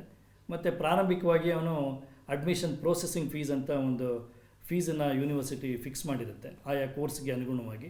ಅದನ್ನು ಪ್ರಾರಂಭಿಕ ಹಂತದಲ್ಲಿ ನೆಟ್ ಬ್ಯಾಂಕಿಂಗ್ ಮುಖಾಂತರ ಏನು ಅವನು ಕ್ರೆಡಿಟ್ ಕಾರ್ಡ್ ಇರ್ಬೋದು, ಡೆಬಿಟ್ ಕಾರ್ಡ್ ಇರ್ಬೋದು, UPI ಈ ಮೂಲಕ ಅವನು ಪಾವತಿಸಬೇಕಾಗತ್ತೆ. ಅಂದರೆ ಇದೆಲ್ಲ ವೆಬ್ಸೈಟಲ್ಲಿ ಈಗ ಆಲ್ರೆಡಿ ಹಾಕಿದ್ದೀರಾ? ಇದೆಲ್ಲ ಸಂಪೂರ್ಣವಾದಂಥ ಮಾಹಿತಿ ಇದೆ.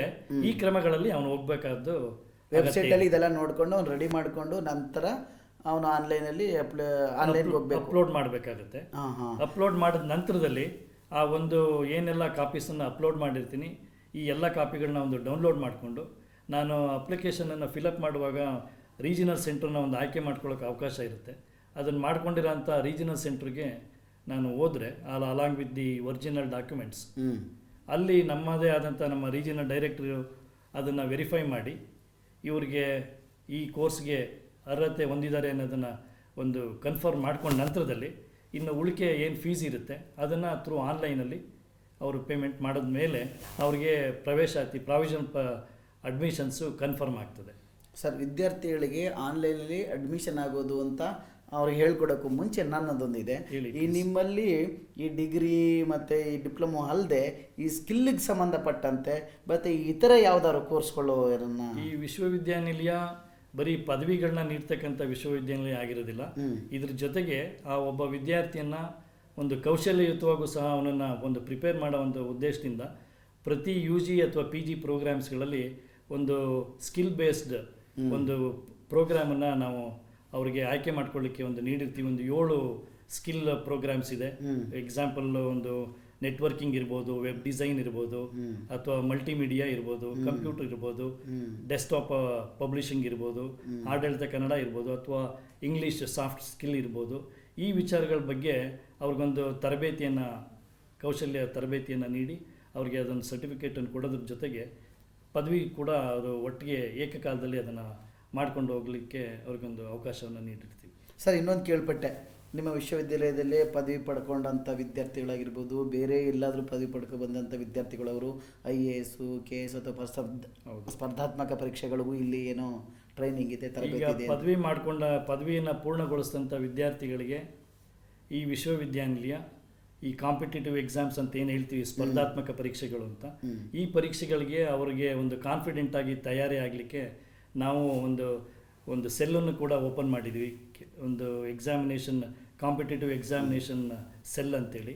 ಈ ಸೆಲ್ ಮುಖಾಂತರದಲ್ಲಿ IAS ಇರ್ಬೋದು, KS ಇರ್ಬೋದು, ಅಥವಾ ಬ್ಯಾಂಕಿಂಗ್ ಎಕ್ಸಾಮ್ಸ್ ಇರ್ಬೋದು, ಅಥವಾ ನೆಟ್ ಅಥವಾ ಸ್ಲೆಟ್ ಇರ್ಬೋದು, ಅಥವಾ ಇತರೆ ಯಾವ್ದಾದ್ರು ಈಗ ಪೊಲೀಸಿಗೆ ಸಂಬಂಧಪಟ್ಟಂಥ ಪ್ರೋಗ್ರಾಮ್ಸ್ ಟ್ರೈನಿಂಗ್ ಇದಿರ್ಬೋದು, ಎಕ್ಸಾಮ್ಸು, ಈ ಎಕ್ಸಾಮ್ಸ್ಗಳಿಗೂ ಸಹ ನಾವು ರಿಸೋರ್ಸ್ ಪರ್ಸನ್ಸ್ಗಳನ್ನ ಕರೆಸಿ ಅವರಿಗೆ ಒಂದು ತರಬೇತಿಯನ್ನು ನೀಡ್ತಾ ಇದ್ದೀವಿ. ಅಂದರೆ ಆ ವಿಷಯದ ಬಗ್ಗೆ ತಜ್ಞರನ್ನು ಕರೆಸಿ ವಿದ್ಯಾರ್ಥಿಗಳಿಗೆ ಉಪನ್ಯಾಸವನ್ನು ನೀಡುವ ಮುಖಾಂತರ ಕನಿಷ್ಠವಾದಂಥ ಒಂದು ಶುಲ್ಕವನ್ನು ನಿಗದಿಪಡಿಸಿಕೊಂಡು ಆ ಮಕ್ಕಳಿಗೆ ಹೊರೆ ಆಗದ ರೀತಿಯಲ್ಲಿ ಒಂದು ತರಬೇತಿಯನ್ನು ನೀಡಿ ಅವರು ಪರೀಕ್ಷೆಯನ್ನು ಒಂದು ಕಾನ್ಫಿಡೆಂಟಾಗಿ ಬರೀಲಿಕ್ಕೆ ಅವಕಾಶವನ್ನು ಮಾಡಿಕೊಡ್ತಾರೆ. ಮತ್ತು ದಿನ ಉದ್ಯೋಗ ಮೇಳನೂ ಸಹ ಈ ವಿದ್ಯಾರ್ಥಿಗಳಿಗೆ ಈಗ ಏನಾಗಿದೆ, ವಿಶ್ವವಿದ್ಯಾನಿಲಯ ತಂದೆ ಆದಂಥ ಒಂದು ಪ್ಲೇಸ್ಮೆಂಟ್ ಸೆಲ್ ಅಂತ ಒಂದು ಕೂಡ ತೆರೆದಿದೆ. ಈ ಪ್ಲೇಸ್ಮೆಂಟ್ ಸೆಲ್ ಮುಖಾಂತರದಲ್ಲಿ ಹಲವಾರು ಪ್ರತಿಷ್ಠಿತ ಕಂಪ್ನಿಗಳು ಅಥವಾ ಅಪಾಯಿಂಟಿಂಗ್ ಏಜೆನ್ಸಿಗಳನ್ನು ಒಂದು ಸಂಪರ್ಕದಲ್ಲಿ ಇಟ್ಕೊಂಡು ಕಾಲಕ್ಕೆ ಒಂದು ಜಾಬ್ ಫೇರ್ಗಳನ್ನು, ಜಾಬ್ ಮೇಳಗಳನ್ನು ಮಾಡ್ತಾ ಇದರಲ್ಲಿ ಹಲವಾರು ವಿದ್ಯಾರ್ಥಿಗಳು ಸಕ್ಸಸ್ ಕೂಡ ಆಗಿದ್ದಾರೆ.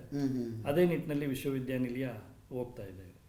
ಮತ್ತು ಸರ್, ನಿಮ್ಮನ್ನು ಸಂಪರ್ಕಿಸಬೇಕು ವಿದ್ಯಾರ್ಥಿ ಅಂದರೆ ನಿಮ್ಮದು ಟೆಲಿಫೋನ್ ನಂಬರು ಅಥವಾ ಮೇಲ್ ಐ ಡಿ ಅಥವಾ ನಿಮ್ಮ ಸೆಂಟ್ರಲ್ಲಿ ಹತ್ತಿರದಲ್ಲಿರ್ತಕ್ಕಂಥ ಒಂದು ಸೆಂಟರ್ಗಳದು ವಿದ್ಯಾರ್ಥಿಗಳಿಗೆ ಹೇಗೆ ಸಿಗುತ್ತೆ ಸರ್? ಅದು ವಿದ್ಯಾರ್ಥಿಗಳಿಗೆ ಕಾಲಕ್ಕೆ ನೀಡ್ತಕ್ಕಂಥ ಶೈಕ್ಷಣಿಕ ಸೇವೆಗಳಿರ್ಬೋದು ಅಥವಾ ಇನ್ನಿತರೆ ವಿಚಾರಗಳ ಬಗ್ಗೆ ಅವರಿಗೆ ಮಾಹಿತಿ ಅಥವಾ ಏನಾದರೂ ಹೆಚ್ಚಿನ ವಿಚಾರಗಳ ಬಗ್ಗೆ ಅವನಿಗೆ ಮಾಹಿತಿ ಬೇಕಂತ ಸಂದರ್ಭದಲ್ಲಿ ಪ್ರವೇಶಾತಿ ವಿಭಾಗದ ಎಕ್ಸಾಂಪಲ್ ತಗೊಳ್ಳೋದಾದರೆ ಅದರದ್ದು ಏನು ಟೆಲಿಫೋನ್ ನಂಬರ್ಸ್ ಇದೆ, ಯಾವ್ಯಾವ ವಿಭಾಗಗಳಿದೆ, ಅಥವಾ ನಮ್ಮ ರೀಜಿನಲ್ ಸೆಂಟ್ರುಗಳಿರ್ಬೋದು ಅಥವಾ ಕಲಿಕಾರ್ಥಿ ಸಹಾಯ ಕೇಂದ್ರಗಳಿರ್ಬೋದು ಅಥವಾ ವಿಶ್ವವಿದ್ಯಾಲಯದಲ್ಲಿರ್ತಕ್ಕಂಥ ಎಲ್ಲ ವಿಭಾಗಗಳ ಸಂಖ್ಯೆ ದೂರವಾಣಿ ಸಂಖ್ಯೆಗಳನ್ನು ಅಥವಾ ನಮ್ಮ ವೆಬ್ಸೈಟ್ ಮಾಹಿತಿಯನ್ನು ನಮ್ಮ ವೆಬ್ಸೈಟ್ನಲ್ಲಿ ಅದನ್ನು ನೀಡಿರ್ತೀವಿ. ಅದನ್ನು ನೋಡಿಕೊಂಡು ವಿದ್ಯಾರ್ಥಿಗಳು ಅವರ ಪ್ರಾದೇಶಿಕ ಕೇಂದ್ರಗಳನ್ನ ಸಂಪರ್ಕ ಮಾಡಿ ಮಾಹಿತಿಯನ್ನು ತೆಗೆದುಬೋದು. ಸರ್, ವಿದ್ಯಾರ್ಥಿ ಮತ್ತು ಉಪನ್ಯಾಸಕರ ನಡುವೆ ಯಾವ ರೀತಿ ಸಂಬಂಧವನ್ನು ನೀವು ಉಂಟು ಮಾಡ್ತೀರಿ ಅಥವಾ ಬೆಳೆಸ್ತೀರಿ? ಯಾಕೆಂದರೆ ನೀವು ಒಬ್ಬ ವಿದ್ಯಾರ್ಥಿ ಎಲ್ಲೋ ಇರ್ತಾನೆ, ಟೀಚರ್ ಇಲ್ಲಿ ನಿಮ್ಮ ಡಿಪಾರ್ಟ್ಮೆಂಟಲ್ಲಿ ಇರ್ತಾರೆ, ಮತ್ತು ಅವರ ನಡುವೆ ಏನಾದರೂ ಒಂದು ತರಬೇತಿಗಳನ್ನು ಮಾಡುವಂಥದ್ದು, ಕ್ಲಾಸ್ಗಳನ್ನು ತೆಗೆದುಕೊಳ್ಳುವಂಥದ್ದು, ಆನ್ಲೈನ್ ಕ್ಲಾಸ್ಗಳನ್ನು ತೆಗೆದುಕೊಳ್ಳುವಂಥದ್ದು ಅಥವಾ ಒಂದು ಗ್ರೂಪ್ ಮಾಡಿ ಅವರಿಗೆ ವಿಷಯಗಳನ್ನು ತಿಳಿಸುವಂಥದ್ದು, ಈ ಥರದ್ದೇನು ವ್ಯವಸ್ಥೆ ಮಾಡಿದೆ? ಈಗ ವಿಶ್ವವಿದ್ಯಾಲಯದಲ್ಲಿ ಪ್ರವೇಶಾತಿ ಅವನು ಪಡೀತಿದ್ದಂಗೆ ಅವನಿಗೆ ಒಂದು SLM ಅಂದ ಸೆಲ್ಫ್ ಲರ್ನಿಂಗ್ ಮೆಟೀರಿಯಲ್ಸ್ ಅಂತ ಏನು ಹೇಳ್ತೀವಿ, ಅದನ್ನು ವಿಶ್ವವಿದ್ಯಾನಿಲಯ ಒದಗಿಸುತ್ತೆ. ಸೆಲ್ಫ್ ಲರ್ನಿಂಗ್ ಮೆಟೀರಿಯಲ್ಸು ಹಾರ್ಡ್ ಕಾಪಿನೂ ಕೂಡ ಇರ್ಬೋದು, ಅಥವಾ ಇತ್ತೀಚೆಗೆ ಕೆಲವೊಂದು ಮೋಸ್ಟ್ ಆಫ್ ದಿ ಕೋರ್ಸಸ್ಗಳಿಗೆ ನಾವು ಸಾಫ್ಟ್ ಕಾಪಿ ಈ ಕಂಟೆಂಟಲ್ಲಿ ನಾವು ಅದನ್ನು ಒದಗಿಸ್ತಾ ಇದ್ದೀವಿ. ಇದನ್ನು ನಾವು ಅವನ ಪ್ರವೇಶಾತಿ ಹೊಂದಿದ ಒಂದು ಕೆಲವೇ ದಿವಸಗಳಲ್ಲಿ ಆ ವಿದ್ಯಾರ್ಥಿ ಲಾಗಿನ್ ಆಗೋದ್ರ ಮುಖಾಂತರ KSO ಆ್ಯಪ್ ಅಂತೇಳಿ ನಮ್ಮದೇ ಒಂದು ಆ್ಯಪ್ ಇದೆ, ಆ ಆ್ಯಪ್ ಮುಖಾಂತರದಲ್ಲಿ ಅವನು ಡೌನ್ಲೋಡ್ ಮಾಡಿಕೊಂಡು ಅದನ್ನು ಓದ್ಕೋಬೋದಾಗಿದೆ. ಮತ್ತು ಇದ್ರ ಜೊತೆಗೆ ವಿಶ್ವವಿದ್ಯಾನಿಲಯ ಪ್ರತಿ ಶೈಕ್ಷಣಿಕ ಕಾರ್ಯಕ್ರಮಗಳಿಗೆ ಒಂದು ಸಂಪರ್ಕ ಕಾರ್ಯಕ್ರಮ ಅಂತ ಪರ್ಸನಲ್ ಕಾಂಟ್ಯಾಕ್ಟ್ ಪ್ರೋಗ್ರಾಮ್ಸ್ ಅಂತೇಳಿ ಒಂದು ನಿಗದಿತ ಅವಧಿಗೆ ಒಂದು ಕಾರ್ಯಕ್ರಮಗಳನ್ನ ಮಾಡ್ತಾ ಇದ್ದೀವಿ. ಅದು ಆಫ್ಲೈನಲ್ಲಿ ಕೂಡ ಇರ್ಬೋದು. ಇತ್ತೀಚಿನ ದಿವಸದಲ್ಲಿ ಸ್ವಲ್ಪ ಆನ್ಲೈನ್ ಕಡೆಗೆ ಒತ್ತು ನೀಡಿ ಆನ್ಲೈನಲ್ಲಿ ಎಲ್ಲ ಸಂಪರ್ಕ ಕಾರ್ಯಕ್ರಮಗಳು ಕೂಡ ನಡೀತಾ ಇದೆ. ಇದರ ಉಪಯೋಗವನ್ನು ವಿದ್ಯಾರ್ಥಿಗಳು ಸಹ ಪಡ್ಕೋತಾ ಇದ್ದಾರೆ. ಮತ್ತು ನಮ್ಮ ಪ್ರೋಗ್ರಾಮ್ ಗೈಡ್ಸ್ಗಳಲ್ಲಿ ಇದು ನಮ್ಮ ವೆಬ್ಸೈಟಲ್ಲಿ ಲಭ್ಯ ಇದೆ. ಪ್ರತಿ ಶೈಕ್ಷಣಿಕ ಕಾರ್ಯಕ್ರಮಗಳಿಗೆ ತಂದೆ ಆದಂಥ ಒಂದು ಪ್ರೋಗ್ರಾಮ್ ಗೈಡ್ಸ್ ಅಂತ ಮಾಡಿದೆ ವಿಶ್ವವಿದ್ಯಾನಿಲಯ. ಆ ಪ್ರೋಗ್ರಾಮ್ ಗೈಡ್ಗಳಲ್ಲಿ ಆಯಾ ವಿಷಯದ ಏನು ನಮ್ಮ ಬೋಧಕರು ಅವರ ವಿಳಾಸಗಳಿರ್ಬೋದು, ಅವರ ದೂರವಾಣಿ ಸಂಖ್ಯೆಗಳು ಸಂಪೂರ್ಣವಾಗಿ ಲಭ್ಯ ಇರುತ್ತೆ. ಇದರ ಮುಖಾಂತರದಲ್ಲಿ ಅವ್ರ ಸಂಪರ್ಕ ಇಟ್ಕೊಂಡು ಅವ್ರಿಗೇನಾದ್ರು ಶೈಕ್ಷಣಿಕವಾಗಿ ಸಂದೇಹಗಳೇನಾದ್ರು ಇದ್ದರೆ ಅದನ್ನು ಸಹ ಅವರು ಪರಿಹರಿಸ್ಕೊಳ್ಳಿಕ್ಕೆ ಅವಕಾಶ ಇರುತ್ತೆ. ಮತ್ತು ಇನ್ನೊಂದು ಸರ್, ನಿಮ್ಮ ಮುಕ್ತ ವಿಷಯದಲ್ಲಿ ತುಂಬ ಈಗ BSc ಈ ಥರದ ಸೈನ್ಸ್ ತಗೊಂಡಿರ್ತಕ್ಕಂಥ ವಿದ್ಯಾರ್ಥಿಗಳಿಗೆ ಲ್ಯಾಬ್ಗಳಿದೆ ಅಂತ ಹೇಳಿದ್ರಿ. ಆ ಲ್ಯಾಬ್ಗಳು ವಿದ್ಯಾರ್ಥಿಗಳು ಯಾವ ಥರ ಉಪಯೋಗಿಸ್ಕೋಬೋದು? ವಿಶ್ವವಿದ್ಯಾನಿಲಯ ತಂದೆ ಆದಂಥ ಒಂದು ಪ್ರಯೋಗಾಲಯಗಳನ್ನ ಇತ್ತೀಚಿನ ದಿವಸದಲ್ಲಿ ಹೊಂದಿದೆ. ಮತ್ತು ಈ ಪ್ರಯೋಗಾಲಯಗಳ ಮುಖಾಂತರ ವಿದ್ಯಾರ್ಥಿಗಳಿಗೆ ಅಗತ್ಯವಿರ್ತಕ್ಕಂಥ ಒಂದು ಪ್ರಾಕ್ಟಿಕಲ್ಸನ್ನು ಕೂಡ ನೀಡ್ತಾ ಬರ್ತಾ ಇದೆ. ಇನ್ನು ಮುಂದಿನ ದಿನಗಳಲ್ಲಿ ವಿದ್ಯಾರ್ಥಿಗಳ ಕೋರಿಕೆ ಅಥವಾ ಅವರ ಸಂಖ್ಯೆಗಳನ್ನ ಆಧರಿಸಿ ರಾಜ್ಯದ ಇತರೆಡೆಗಳಲ್ಲೂ ಸಹ ನಾವು ಪ್ರಯೋಗಾಲಯಗಳನ್ನ ಒಂದು ಸ್ಥಾಪನೆ ಮಾಡೋದ್ರ ಮುಖಾಂತರ ಅಥವಾ ಬೇರೆ ಇರ್ತಕ್ಕಂಥ ಕಾಲೇಜ್ಗಳಲ್ಲಿ ಇರ್ತಕ್ಕಂಥವರ ಒಂದು ಸೇವೆಗಳನ್ನ ಪಡ್ಕೊಂಡು ವಿದ್ಯಾರ್ಥಿಗಳಿಗೆ ಪ್ರಾಕ್ಟಿಕಲ್ಸ್ಗೆ ಅವಕಾಶವನ್ನು ಮಾಡಿಕೊಡ್ತಾರೆ. ಸರ್, ಇನ್ನೊಂದು, ಈಗ ಕೆಲಸದಲ್ಲಿರ್ತಕ್ಕಂಥ ಒಬ್ಬ ವಿದ್ಯಾರ್ಥಿ ಇಲ್ಲಿ ಓದುತ್ತಾ ಇರ್ತಾನೆ, ನೀವು ಕಾಂಟೆಂಟ್ ಕ್ಲಾಸ್ಗಳನ್ನು ಮಾಡ್ತೀರಿ, ಆನ್ಲೈನ್ ಕ್ಲಾಸ್ಗಳನ್ನು ಮಾಡಿರ್ತೀರಿ, ಆತ ಅವನು ಟೆಕ್ಸ್ಟ್ ಪುಸ್ತಕಗಳನ್ನು ಓದಿ ಎಲ್ಲ ಮಾಡಿರ್ತಾನೆ. ಸಪೋಸ್ ಅದಕ್ಕೇನೋ ಅಟೆಂಡೆನ್ಸ್ ಥರ ಇರ್ತದ ಅಥವಾ ಬರಲೇಬೇಕು ಅನ್ನೋ ಒಂದು ರೂಲ್ಸ್ ಇರ್ತದ, ಅದು ಹೇಗೆ ಏನು ಅಂತ ಸರ್ ವಿದ್ಯಾರ್ಥಿಗಳ ಒಂದು ಸರ್ ಅನುಕೂಲ ಆಗಲಿ? ನಮ್ಮ ಸಂಪರ್ಕ ಕಾರ್ಯಕ್ರಮಗಳು ತುಂಬ ಕಡ್ಡಾಯವಾಗಿ ಏನಿರಲ್ಲ, ಮ್ಯಾಂಡೇಟ್ರಿಯಾಗಿ ಆ ಥರದಲ್ಲಿ ಏನಿರಲ್ಲ. ಕೆಲವೊಂದು ಕೋರ್ಸ್ಗಳಲ್ಲಿ ಮಾತ್ರ ಮ್ಯಾಂಡೇಟ್ರಿ ಇರುತ್ತೆ. ಹಾಗಾಗಿ ಮತ್ತು ಎಲ್ಲದಕ್ಕಿಂತ ಹೆಚ್ಚಾಗಿ ಇದು ವೀಕೆಂಡ್ ಕ್ಲಾಸಸ್ ಅಂತೇಳಿ ವೀಕೆಂಡ್ಗಳಲ್ಲೇ ನಾವು ಆದಷ್ಟು ಇದನ್ನು ವೇಳಾಪಟ್ಟಿಯನ್ನು ಮಾಡ್ತೀವಿ. ಅಂತ ಅವ್ರಿಗೂ ಓದುವಂಥ ಅನುಕೂಲ ವಿದ್ಯಾರ್ಥಿಗಳಿಗೆ ಆಗ್ಬಾರ್ದು, ಅನುಕೂಲ ಆಗಲಿ ಅನುಕೂಲ ಅಂತೇಳಿ ಆಗುವ ರಜಾ ಹಾಗೆ ದಿನಗಳಲ್ಲಿ ಮಾಡ್ತೀವಿ. ಹಾಗಾಗಿ ಅದು ಹೆಚ್ಚಿನ ಮಟ್ಟದಲ್ಲಿ ಅವ್ರಿಗೆ ಅನಾನುಕೂಲ ಆಗಲ್ಲ ಅಂತೇಳಿ ನಾನು ಅದು ತಿಳ್ಕೊಂಡಿದ್ದೀನಿ. ಅದನ್ನು ಸರ್ ನಮಗೂ ಒಂದು ಅನುಮಾನ ಇದೆ ಸರ್. ಹೇಳಿ. ಈ ಪ್ರತಿಯೊಬ್ಬರು ನಮ್ಮ ವಿಜುವಲ್ ಸ್ಟುಡಿಯೋಗೆ ಕೆಲವರು ಫೋನ್ ಮಾಡ್ತಿರ್ತಾರೆ, ಕೆಲವರು ನಮ್ಮ ಮಿತ್ರರೇ ಹೇಳ್ತಿರ್ತಾರೆ KSYU ಅಂದರೆ ಕರ್ನಾಟಕ ರಾಜ್ಯ ಮುಕ್ತ ವಿಶ್ವವಿದ್ಯಾಲಯದಲ್ಲಿ ಡಿಗ್ರಿಯಿಂದ ಮಾತ್ರ ಓದಲಿಕ್ಕೆ ಅವಕಾಶ ಇದೆ. ಎಷ್ಟೋ ಜನ SLCಯನ್ನು ಪಾಸ್ ಮಾಡ್ಕೊಂಡಿರ್ತಾರೆ, ನಾವು PUC ಓದಬೇಕು ಮನೆಯಲ್ಲಿ ಅಂತ ಇಷ್ಟಪಟ್ಟಿರ್ತಾರೆ. ನೀವು ಯಾಕೆ ಸರ್ ಅದು PUCನ ಇನ್ನೂ ಇಂಟ್ರೊಡ್ಯೂಸ್ ಮಾಡಿಲ್ಲ? ಈ ವಿಶ್ವವಿದ್ಯಾನಿಲಯ ಸ್ಥಾಪನೆ ಆಗಿರೋದೇ ಉನ್ನತ ಶಿಕ್ಷಣವನ್ನು ನೀಡಲಿಕ್ಕೆ ಅಂತ.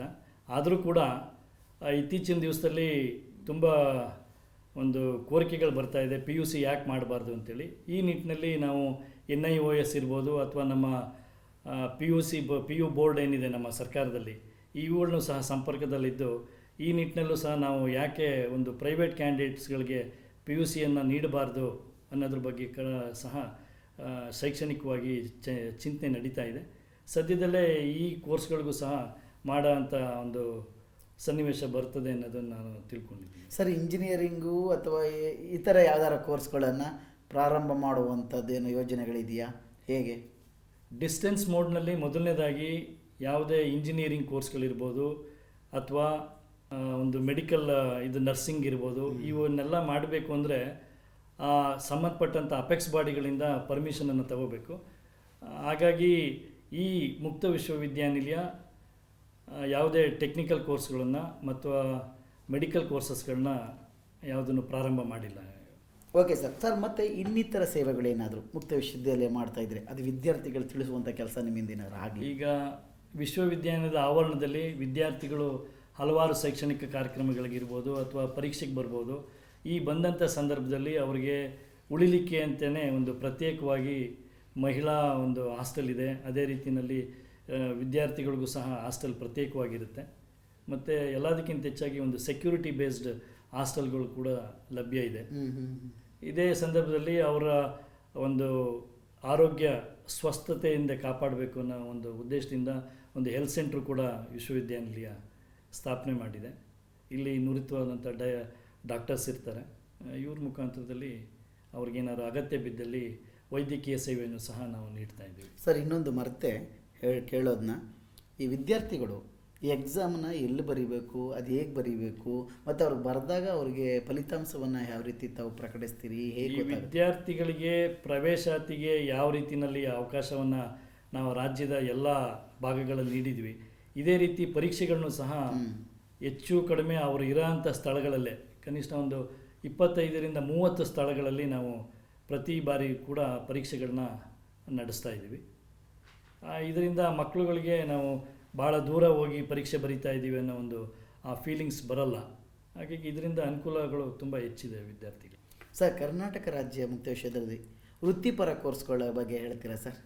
ವೃತ್ತಿಪರ ಕೋರ್ಸ್ಗಳು ಅಂತ ಏನು ಕರಿತೀವಿ, ಪ್ರೊಫೆಷನಲ್ ಕೋರ್ಸಸ್ ಅಂತ, ಇದ್ರ ಬಗ್ಗೆ ಹೇಳೋದಾದರೆ ನಮ್ಮಲ್ಲಿ MBA ಇದೆ ಮತ್ತು BEd ಇದೆ. MBAಗೆ UGC ಮಾನ್ಯತೆ ಜೊತೆಗೆ ಇತ್ತೀಚೆಗೆ ನಾವು AICTEಯಿಂದನೂ ಕೂಡ ಮಾನ್ಯತೆಯನ್ನು ಪಡ್ಕೊಂಡಿದ್ದೀವಿ. AICTE ನ್ಯಾಷನಲ್ ಲೆವೆಲ್ನಲ್ಲಿ ಒಂದು ರೆಗ್ಯುಲೇಟರಿ ಬಾಡಿ ಆಗಿರುತ್ತೆ UGC ರೀತಿಯಲ್ಲೇ. ಆ ಎರಡೂ ಅಪೆಕ್ಸ್ ರೆಗ್ಯುಲೇಟರಿ ಬಾಡಿಗಳದ್ದು ಒಂದು ಮಾನ್ಯತೆಯನ್ನು ಪಡ್ಕೊಂಡಿದ್ದೀವಿ. ಅದೇ ರೀತಿಯಲ್ಲಿ ಇನ್ನು BEdದು ವಿಚಾರ ಹೇಳೋದಾದರೆ NCTE ಅಂತ ಅದರದೇ ಆದಂಥ ಒಂದು ರೆಗ್ಯುಲೇಟರಿ ಬಾಡಿ ಇದೆ. ಆ ರೆಗ್ಯುಲೇಟರಿ ಬಾಡಿದು ಸಹ ನಾವು BEd ಕೋರ್ಸ್ಗೆ ಮಾನ್ಯತೆಯನ್ನು ಹೊಂದಿದ್ದೀವಿ. ಸರ್ ಇನ್ನೊಂದು ಕೋರ್ಸ್ಗೆ ಸೇರಬೇಕು ಏನಾದರೂ CET ಎಕ್ಸಾಮ್ ಥರ ಈ ಥರ ಏನಾದ್ರು ಇದೆಯಾ? BEdಗೆ ಮಾತ್ರ ಒಂದು ಕಾಮನ್ ಎಂಟ್ರೆನ್ಸ್ ಟೆಸ್ಟ್ ಅಂತೇಳಿ ನಾವು ಮಾಡ್ತೀವಿ. ಅದರಲ್ಲೂ ಅಲ್ಲಿ 500 ಸೀಟ್ಗಳಿಗೆ ಕೆಪಾಸಿಟಿ ಇರುತ್ತೆ. ಈ 500 ಸೀಟ್ಗಳನ್ನು ಸರ್ಕಾರ ಏನು ಮೀಸಲಾತಿಯನ್ನು ನಿಗದಿಪಡಿಸಿದೆ ರೋಸ್ಟರ್ ಅಂತೇಳಿ, ಆ ಮೀಸಲಾತಿ ಅನ್ವಯನೇ ನಾವು ಆ ಸೀಟ್ಗಳನ್ನು ಹಂಚಿಕೆ ಮಾಡ್ತೀವಿ ಕ್ಯಾಟಗರಿ ವೈಸ್ನಲ್ಲಿ. ಮೊದಲನೇದಾಗಿ BEd ಮಾಡಲಿಕ್ಕೆ ಅವರು ಒಂದು ಎಲಿಮೆಂಟ್ರಿ ಎಜುಕೇಷನಲ್ಲಿ ಅವರು ಟೀಚರ್ ಆಗಿರಬೇಕು ಮತ್ತು ಅವರು ಒಬ್ಬ TCH ಅಥವಾ DEdನ್ನು ಪರೀಕ್ಷೆ ಪಾಸಾಗಿರಬೇಕು. ಹಾಗೆ ಅವರು ಒಬ್ಬ ಡಿಗ್ರಿ ಹೋಲ್ಡರ್ ಆಗಿರಬೇಕು. ನಂತರದಲ್ಲಿ ಅವರು ಒಂದು ಈ ಎಂಟ್ರೆನ್ಸ್ ಮುಖಾಂತರದಲ್ಲಿ ಸಕ್ಸಸ್ ಆಗೋದ್ರ ಜೊತೆಗೆ ರ್ಯಾಂಕಿಂಗಲ್ಲಿ ಕೂಡ ಬರಬೇಕಾಗುತ್ತೆ ಈ BEdನ್ನು ಓದಬೇಕು ಅಂತೇಳಿದ್ರು. ಯಾಕೆಂದರೆ ಇದು ವೃತ್ತಿಪರತೆಯಿಂದ ಕೂಡಿರೋಂಥ ಕೋರ್ಸ್ ಆಗಿರೋದ್ರಿಂದ ಇದು ಇಷ್ಟು NCTE ಮ್ಯಾಂಡೇಟರಿಯಾಗಿ ಮಾಡಿದೆ. ಇಷ್ಟನ್ನೆಲ್ಲ ಅವನು ಪೂರೈಸಿರಬೇಕಾಗಿದೆ. FM ರೇಡಿಯೋ ಅಥವಾ ಒಂದು ಯೂಟ್ಯೂಬ್ ಚಾನೆಲ್ ಥರ ಏನಾದ್ರು ಇದೆಯಾ ಸರ್? ಖಂಡಿತವಾಗ್ಲೂ ಇದೆ. ನಮ್ಮ ವಿಶ್ವವಿದ್ಯಾನಿಲಯ ಇತ್ತೀಚೆಗೆ ಆಡಿಯೋ ವಿಡಿಯೋ ಒಂದು ಸುಸಜ್ಜಿತವಾದಂಥ ಒಂದು ಸ್ಟುಡಿಯೋವನ್ನು ಸಹ ಸ್ಥಾಪನೆ ಮಾಡಿದೆ. ಈ ವಿಡಿಯೋ ಇದ್ರ ಮುಖಾಂತರದ ದೃಶ್ಯ ಮಾಧ್ಯಮದ್ದು ಅಂತ ಹೇಳೋದಾದರೆ KSOU ದೃಶ್ಯವಾಹಿನಿ ಅಂತೇಳಿ ಒಂದು ಯೂಟ್ಯೂಬ್ ಚಾನಲನ್ನು ಸಹ ಒಂದು ಹೊಸದಾಗಿ ಪ್ರಾರಂಭ ಮಾಡಿದೆ. ಇದ್ರ ಮುಖಾಂತರನೂ ಸಹ ವಿದ್ಯಾರ್ಥಿಗಳಿಗೆ ಕಾಲಕ್ಕೆ ನೀಡ್ತಕ್ಕಂಥ ಎಲ್ಲ ಶೈಕ್ಷಣಿಕ ಸೇವೆಗಳ ವಿವರಗಳನ್ನ ಇದರಲ್ಲಿ ಅಪ್ಲೋಡ್ ಮಾಡ್ತೀವಿ. ಇದರ ಉಪಯೋಗವನ್ನು ವಿದ್ಯಾರ್ಥಿಗಳು ಪಡ್ಕೋಬೇಕಂತ ಕೇಳ್ಕೊತೀವಿ. ಹಾಗೆ ರೇಡಿಯೋನು ಸಹ ಅದೇ ರೀತಿಯಲ್ಲಿ ರೇಡಿಯೋದಲ್ಲೂ ಸಹ KSOU ರೇಡಿಯೋ ಅಂತೇಳಿ ಕನೆಕ್ಟ್ ಅಂತಿದೆ. ಅದ್ರ ಮುಖಾಂತರನೂ ಸಹ ವಿದ್ಯಾರ್ಥಿಗಳು ಮಾಹಿತಿ ಪಡಿಬೋದಾಗಿದೆ. ಮತ್ತು ಎಲ್ಲದಕ್ಕಿಂತ ಮುಖ್ಯವಾಗಿ ಆಯಾ ಪ್ರವೇಶಾತಿ ಹೊಂದಂಥ ಆಯಾ ಕೋರ್ಸ್ಗಳ ಒಂದು ವಿಭಾಗಗಳು ತಂದೆ ಆದಂಥ ಒಂದು ವಾಟ್ಸಪ್ ಗ್ರೂಪ್ಗಳನ್ನ ಮಾಡುತ್ತೆ, ಟೆಲಿಗ್ರಾಮ್ ಗ್ರೂಪ್ಗಳನ್ನ ಮಾಡುತ್ತೆ. ಈ ಗ್ರೂಪ್ಗಳಲ್ಲೂ ಸಹ ನಮ್ಮ ಬೋಧಕರಿರ್ಬೋದು ಅಥವಾ ಇನ್ನು ಸಪೋರ್ಟಿಂಗ್ ಸ್ಟಾಫ್ ಇರ್ಬೋದು, ಇಲ್ಲೂ ಸಹ ವಿದ್ಯಾರ್ಥಿಗಳಿಗೆ ಅಗತ್ಯ ಮಾಹಿತಿಯನ್ನು ನೀಡಲಿಕ್ಕೆ ಪ್ರಾರಂಭ ಮಾಡಿದೆ. ಇದರಿಂದ ಅನುಕೂಲತೆಗಳು ತುಂಬ ಹೆಚ್ಚಿದೆ ವಿದ್ಯಾರ್ಥಿಗಳಿಗೆ. ಮತ್ತು ಸಪೋಸ್ ಏನಾದರೂ ಮೊಬೈಲ್ ನಂಬರು ಚೇಂಜ್ ಆಗಿ ಈ ಥರ ಆದಾಗ ಅದನ್ನು ವಿದ್ಯಾರ್ಥಿ ಕಾಲಕ್ಕೆ ಅವನ ಬದಲಾವಣೆಗೊಂಡಂಥ ದೂರವಾಣಿ ಸಂಖ್ಯೆಗಳನ್ನ ವಿಶ್ವವಿದ್ಯಾನಿಲಯಕ್ಕೆ ತಿಳಿಸಿದ್ರೆ ಆ ನಂಬರ್ ಬದಲಾವಣೆಗೊಂಡಿರೋಂಥ ಒಂದು ದೂರವಾಣಿ ಸಂಖ್ಯೆಗೂ ಸಹ ಅವನಿಗೆ ಮಾಹಿತಿ ನೀಡುತ್ತೆ. ವಿಶ್ವವಿದ್ಯಾನಿಲಯ ಪ್ರತಿ ಚಟುವಟಿಕೆಗಳಿಗೂ ಸಹ ಒಂದು SMS ಆಧಾರಿತವಾಗಿ ಸಂದೇಶವನ್ನು ಪ್ರತಿ ಆ್ಯಕ್ಟಿವಿಟೀಸ್ಗೆ ಅವನ ಮೊಬೈಲ್ಗೆ ಕಳಿಸ್ಕೊಡುತ್ತೆ. ವಿದ್ಯಾರ್ಥಿಗಳು ವಿಶ್ವವಿದ್ಯಾನಿಲಯ ಯಾವ ರೀತಿ ಕಳಿಸ್ಕೊಡುತ್ತೆ ಅನ್ನೋದಕ್ಕಿಂತನೂ ಆಗಿಂದಾಗೆ ವೆಬ್ಸೈಟನ್ನು ಅಥವಾ ಬರ್ತಕ್ಕಂಥ ಎಲ್ಲ ಸಂದೇಶಗಳನ್ನ ನೋಡಬೇಕಾದ್ದು ಅವ್ರದ್ದು ಒಂದು ಪ್ರಾಥಮಿಕವಾದಂಥ ಜವಾಬ್ದಾರಿ ಇರುತ್ತೆ. ಅದನ್ನು ಮಾಡಿದ್ರೆ ವಿದ್ಯಾರ್ಥಿಗಳಿಗೂ ಸಹ ಒಂದು ಹೆಚ್ಚಿನ ಅನುಕೂಲತೆಗಳು ಇರುತ್ತೆ ಅಂತ ತಿಳ್ಕೊಂಡು. ಸರ್, ಇಷ್ಟೆಲ್ಲ ಮಾಹಿತಿಗಳನ್ನ ನೀಡಿದಿರಿ. ಇದ್ರ ಜೊತೆಗೆ ರ್ಯಾಂಕ್ ತೆಗೆದವ್ರಿಗೆ ಈ ಥರ ಏನೋ ಗೋಲ್ಡ್ ಮೆಡಲ್ಗಳು ಈ ಥರ ಏನಾರು ನಿಮ್ಮಲ್ಲಿ ಘಟಿಕೋತ್ಸವ? ವಿಶ್ವವಿದ್ಯಾನಿಲಯ ಇತರೆ ವಿಶ್ವವಿದ್ಯಾನಿಲಯಗಳಂತೆ ಇಲ್ಲೂ ಕೂಡ ಪ್ರತಿ ಸಾಲಿನಲ್ಲಿ ಕಾನ್ವೊಕೇಶನ್ ಅಂತ ಏನು ಘಟಿಕೋತ್ಸವ ಅಂತ ಏನು ಕರಿತೀವಿ, ಇದನ್ನು ಮಾಡ್ಕೊಂಡು ಬರ್ತಾ ಇದೆ. ಇದಕ್ಕೆ ಕುಲಾಧಿಪತಿಗಳು ಅಂದರೆ ಚಾನ್ಸ್ಲರ್ ನಮ್ಮ ಗವರ್ನರ್ ಆಗಿರ್ತಾರೆ. ಇವರು ಬಂದು ಅಲ್ಲಿ ವಿದ್ಯಾರ್ಥಿಗಳಿಗೆ ನೀವು ಯಶಸ್ವಿಯಾಗಿ ಪೂರ್ಣಗೊಳಿಸಿದಿರಿ ಅಂತೇಳಿ ಒಂದು ಅಸೆಂಟನ್ನು ನೀಡೋದ್ರ ಮುಖಾಂತರ ಆ ವಿದ್ಯಾರ್ಥಿಗಳಿಗೆ ಪದವಿಗಳನ್ನ ಪ್ರದಾನ ಮಾಡ್ತಿದ್ದೀವಿ. ಮತ್ತು ಇಲ್ಲಿ ಹೆಚ್ಚಿನ ಅಂಕಗಳನ್ನ ಪಡೆದಂಥ ವಿದ್ಯಾರ್ಥಿಗಳನ್ನ ಒಂದು ಉತ್ತೇಜಿಸುವ ನಿಟ್ಟಿನಲ್ಲಿ ಹಲವಾರು ದಾನಿಗಳ ಮುಖಾಂತರದಲ್ಲಿ ಅಥವಾ ವಿಶ್ವವಿದ್ಯಾನಿಲಯನೇ ಅವರ ಹೆಸರಿನಲ್ಲಿ ಒಂದು ಎಂಡೋಮೆಂಟ್ ಪ್ರೈಸ್ಗಳನ್ನ ಇಟ್ಟಿದೆ ಅಥವಾ ಚಿನ್ನದ ಪದಕಗಳನ್ನ ಇಟ್ಟಿದೆ. ಇದನ್ನು ಸಹ ವಿದ್ಯಾರ್ಥಿಗಳಿಗೆ ಕಾಲಕ್ಕೆ ಅಂದರೆ ಕಾನ್ವೊಕೇಶನ್ ನಡೆಯುವಂಥ ಸಂದರ್ಭದಲ್ಲಿ ಇದನ್ನು ಪ್ರದಾನ ಬರ್ತಾ ಇದೆ. ನಾನು ಇನ್ನೊಂದು ನಿಮ್ಮ ಹತ್ರ ತಿಳ್ಕೊಳ್ಳಿಕ್ಕೆ ಬಯಸ್ತೀನಿ. ಹೇಳಿ. ಒಂದು ಡಿಗ್ರಿ ಮಾಡ್ತಕ್ಕಂಥವನು ಎಷ್ಟು ವರ್ಷ ಬೇಕಾಗ್ಬೋದು ಅಥವಾ ಅವ್ನಿಗೇನಾದರೂ ಒಂದು ನಿಗದಿ ಸಮಯವನ್ನು ಕೊಟ್ಟಿದ್ದೀರಾ, ಹೇಗೆ ಸರ್? UGC ಒಂದು ಇದರ ಬಗ್ಗೆ ಒಂದು ಮಾರ್ಗಸೂಚಿಯನ್ನು ನೀಡಿದೆ, N+N ಅಂತೇಳಿ. ಒಬ್ಬ ವಿದ್ಯಾರ್ಥಿ 3 ವರ್ಷದ ಶಿಕ್ಷಣ ಕ್ರಮಗಳಿಗೆ ಪ್ರವೇಶಾತಿ ಹೊಂದಿದ್ರೆ ಇನ್ನು 3 ವರ್ಷಗಳ ಕಾಲ ಅವನಿಗೆ ಅವಕಾಶ ಇರುತ್ತೆ. ಅಂದರೆ ಒಟ್ಟಾರೆ ಒಂದು UG ಪ್ರೋಗ್ರಾಮ್ ಮಾಡಲಿಕ್ಕೆ 6 ವರ್ಷಗಳ ಅವಕಾಶವನ್ನು ನೀಡಿರುತ್ತೆ. ಅದೇ ರೀತಿಯಲ್ಲಿ PG ಕೋರ್ಸ್ಗಳು 2 ವರ್ಷದ್ದಾಗಿರೋದ್ರಿಂದ 4 ವರ್ಷಗಳಲ್ಲಿ ಅವನು ಕಡ್ಡಾಯವಾಗಿ ಪಾಸ್ ಮಾಡ್ಕೋಬೇಕಾಗಿರುತ್ತೆ. ಅಂದರೆ ಒಬ್ಬ ವಿದ್ಯಾರ್ಥಿ 6 ವರ್ಷದ ಒಳಗಡೆ ಅವನ ಡಿಗ್ರಿನ ಪಡ್ಕೋಬೇಕು, UG ಪ್ರೋಗ್ರಾಮ್ಸನ್ನು ಪಡ್ಕೋಬೇಕಾಗತ್ತೆ. ಮತ್ತು ಇಲ್ಲಿ ಕ್ಯಾರಿ ಓವರ್ ಸಿಸ್ಟಮ್ ಇರೋದ್ರಿಂದ ವಿದ್ಯಾರ್ಥಿ 2ನೇ ವರ್ಷಕ್ಕೆ ಪ್ರವೇಶಾತಿ ಹೊಂದಬೇಕಾದ್ರೆ ಫಸ್ಟ್ ಇಯರ್ಲಿ ಇಷ್ಟು ಕಂಪ್ಲೀಟ್ ಆಗಿರಬೇಕು, ಅಥವಾ 3rd ಇಯರ್ಗೆ ಹೋಗಬೇಕಾದ್ರೆ ಫಸ್ಟು ಮತ್ತು ಸೆಕೆಂಡಲ್ಲಿ ಇಷ್ಟು ಸಬ್ಜೆಕ್ಟ್ಸ್ಗಳನ್ನ ಪಾಸ್ ಆಗಿರಬೇಕು ಅನ್ನೋದು ಯಾವುದೇ ನಿಬಂಧನೆಗಳು ಕೂಡ ಇರಲ್ಲ.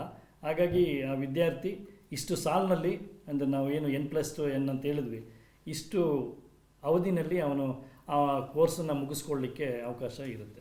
ಅಷ್ಟರೊಳಗಡೆ ಮುಗಿಸ್ಕೋಬೇಕು. ಸರ್, ವಿದ್ಯಾರ್ಥಿಗಳಿಗೆ ಟೆಕ್ಸ್ಟ್ ಪುಸ್ತಕಗಳನ್ನು ಯಾವ ಥರ ಅವ್ರಿಗೆ ಸರಬರಾಜು ಮಾಡ್ತೀರಿ? ಅವನು ಎಲ್ಲಿ ಹೋಗಬೇಕು? ನಿಮ್ಮ ಸಬ್ಜೆಕ್ಟ್ಗಳನ್ನು ಓದಬೇಕು ಅಂದರೆ ಲೈಬ್ರರಿ ವ್ಯವಸ್ಥೆ ಯಾವ ಥರ ಇದೆ ಅಂತ ಹೇಳಿ ಸರ್. ವಿಶ್ವವಿದ್ಯಾನಿಲಯ ವಿದ್ಯಾರ್ಥಿಗೆ ಈಗಾಗಲೇ ಹೇಳ್ದಂಗೆ ಕೆಲವು ಕೋರ್ಸ್ಗಳಿಗೆ ಹಾರ್ಡ್ ಕಾಪಿ ಏನು ಸ್ಟಡಿ ಮೆಟೀರಿಯಲ್ಸ್ ಲೆಸನ್ಸ್ ಅಂತ ಹೇಳ್ತೀವಿ ಇದನ್ನು ನೀಡ್ತಾ ಇದೆ. ಇನ್ನು ಉಳಿದಂತೆ ಅವರಿಗೆ ಸಾಫ್ಟ್ ಕಾಪಿಯನ್ನು ನಮ್ಮ KSOU ಆ್ಯಪ್ ಮುಖಾಂತರದಲ್ಲಿ ನೀಡ್ತಾ ಇದ್ದೀವಿ. ಇನ್ನೂ ಹೆಚ್ಚಿನ ವಿದ್ಯಾರ್ಥಿಗಳಿಗೆ ಮಾಹಿತಿ, ಶೈಕ್ಷಣಿಕವಾಗಿ ಮಾಹಿತಿ ಏನಾದರೂ ಬೇಕು ಅಂತ ಇಚ್ಛೆಪಟ್ಟಲ್ಲಿ ವಿದ್ಯಾರ್ಥಿಗೆ ನಮ್ಮದೇ ಆದಂಥ ಒಂದು ಸುಸಜ್ಜಿತವಾದಂಥ ಒಂದು ಲೈಬ್ರರಿ ಇದೆ. ಇದರಲ್ಲಿ 1 ಲಕ್ಷಕ್ಕೂ ಹೆಚ್ಚಿನ ಒಂದು ವಿದ್ಯಾರ್ಥಿಗಳಿಗೆ ಉಪಯೋಗ ಆಗ್ತಕ್ಕಂಥ ಒಂದು ಬುಕ್ಸ್ಗಳನ್ನು ನಾವಲ್ಲಿ ಶೇಖರಣೆ ಮಾಡಿದ್ದೀವಿ. ಅದೇ ರೀತಿಯಲ್ಲಿ ಒಂದು 100ಕ್ಕೂ ಹೆಚ್ಚು ಪೀರಿಯಾಡಿಕಲ್ಸ್ಗಳು ಕೂಡ ಅವ್ರಿಗೆ ಲಭ್ಯ ಇರುತ್ತೆ. ಎಲ್ಲದಕ್ಕಿಂತ ಇನ್ನೂ ಒಂದು 100ಕ್ಕೂ ಹೆಚ್ಚಿನ ಮಟ್ಟದಲ್ಲಿ ಒಂದು ನ್ಯಾಷನಲ್ ಅಥವಾ ಇಂಟರ್ನ್ಯಾಷನಲ್ ಲೆವೆಲಲ್ಲಿ ಇರ್ತಕ್ಕಂಥ ಜರ್ನಲ್ಸ್ಗಳು ಕೂಡ ನಾವು ಅದಕ್ಕೆ ಸಬ್ಸ್ಕ್ರೈಬ್ ಆಗಿದ್ದೀವಿ. ಇದೆಲ್ಲ ಸೇವೆಗಳು ನಮ್ಮ ಲೈಬ್ರರಿನಲ್ಲಿ ಸಿಗುತ್ತೆ. ಇದರ ಅನುಕೂಲನೂ ಸಹ ವಿದ್ಯಾರ್ಥಿಗಳು ಪಡೆದುಕೊಳ್ಬೋದಾಗಿದೆ. ಮತ್ತು ಕ್ರೀಡಾಂಗಣ, ಅವ್ರಿಗೇನಾದ್ರು ಚಟುವಟಿಕೆ, ಸಾಂಸ್ಕೃತಿಕ ಕಲ್ಚರ್ ಈ ಥರ ಏನಾದ್ರು ಕಾರ್ಯಕ್ರಮಗಳು ಇರ್ತವೆ? ಸಾಂಸ್ಕೃತಿಕ ಕಾರ್ಯಕ್ರಮಗಳು ಕಾಲಕ್ಕೆ ಆಗಿಂದಾಗೆ ನಡೀತಾ ಇರುತ್ತೆ. ಮತ್ತು ವಿದ್ಯಾರ್ಥಿಗಳು ಅಥವಾ ಇಲ್ಲಿನ ಎಂಪ್ಲಾಯೀಸ್ಗಳಿಗೂ ಸಹ ಒಂದು ದೈಹಿಕ ಕ್ಷಮತೆಯನ್ನು ಕಾಪಾಡಿಕೊಳ್ಳಿಕ್ಕೆ ವಿಶ್ವವಿದ್ಯಾನಿಲಯ ತಂದೆ ಆದಂಥ ಒಂದು ಕ್ರೀಡಾಂಗಣವನ್ನು ಓಪನ್ ಮಾಡಿದೆ.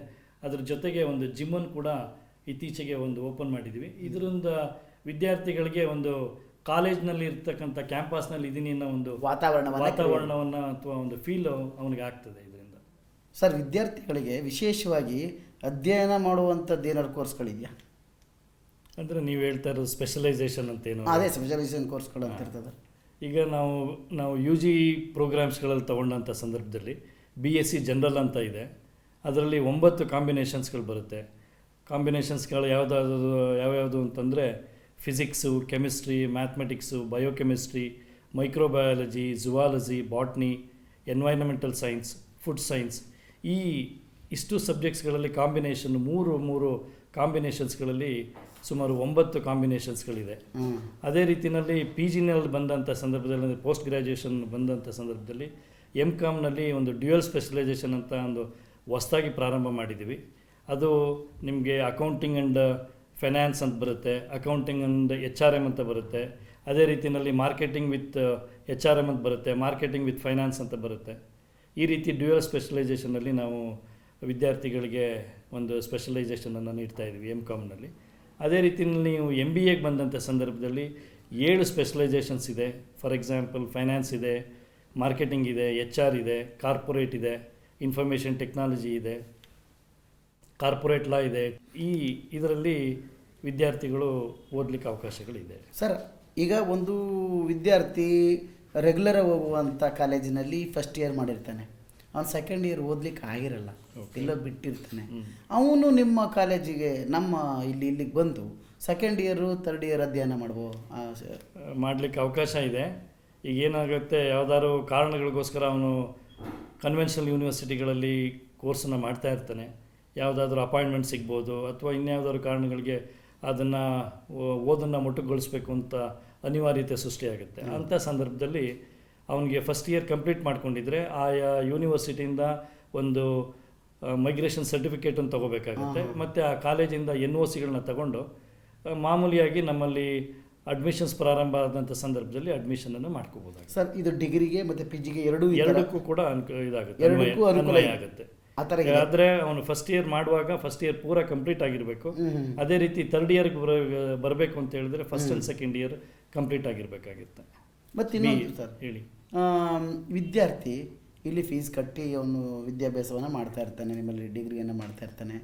ಆತನಿಗೆ ವಿದ್ಯಾರ್ಥಿ ವೇತನ ಅಂತಕ್ಕಂಥದ್ದು ಅಥವಾ ಅವನು ಫೀಸ್ ಕಟ್ಟಿದಂಥ ಶುಲ್ಕ ವಾಪಸ್ ಕೊಡುವಂಥದ್ದು ಈ ಥರ ಏನಾರು ರಿಯಾಯಿತಿ? ಖಂಡಿತವಾಗ್ಲೂ ಇದೆ.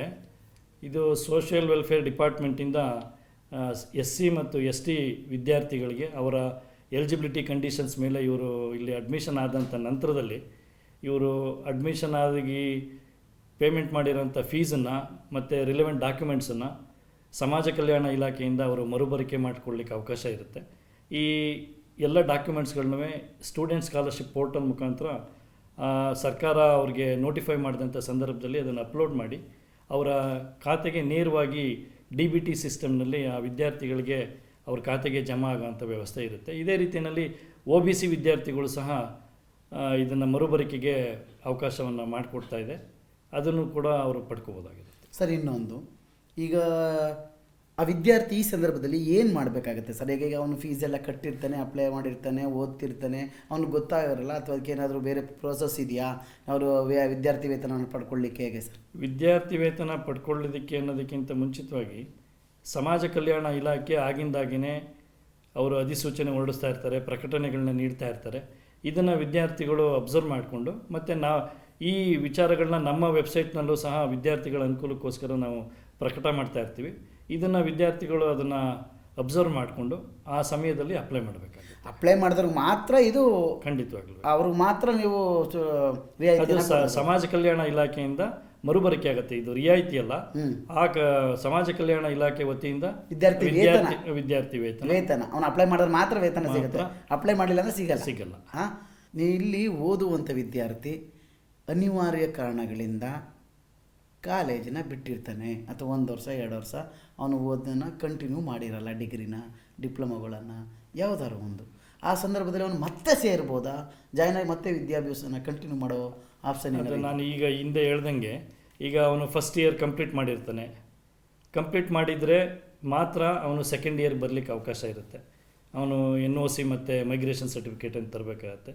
ಅವನು ಆ ಫಸ್ಟ್ ಇಯರ್ನಲ್ಲೇ ಒಂದು 2-3 ಸಬ್ಜೆಕ್ಟನ್ನು ಉಳಿಸ್ಕೊಂಡಿದ್ರೆ ಅಂಥ ವಿದ್ಯಾರ್ಥಿಗಳು ಮಾಡಲಿಕ್ಕೆ ಅವಕಾಶ ಇರೋಲ್ಲ, ಅವರು ಫಸ್ಟ್ ಇಯರಿಂದನೇ ಅಡ್ಮಿಷನ್ ಆಗಬೇಕಾಗುತ್ತೆ. ತುಂಬ ಸಂತೋಷ ಇದೆ ಸರ್. ಸಾಕಷ್ಟು ವಿದ್ಯಾರ್ಥಿಗಳಿಗೆ ಮುಕ್ತ ವಿಶ್ವವಿದ್ಯಾಲಯದ ಬಗ್ಗೆ ಅದ್ಭುತವಾದಂಥ ಒಂದು ಮಾಹಿತಿಯನ್ನು ನೀಡಿದಿರಿ. ನಿಮಗೆ ಧನ್ಯವಾದಗಳು. ನೀವು ಬಂದಿದ್ದಕ್ಕೆ ನಿಮಗೂ ಅಷ್ಟೇ ಸಿದ್ದಿಗೆ.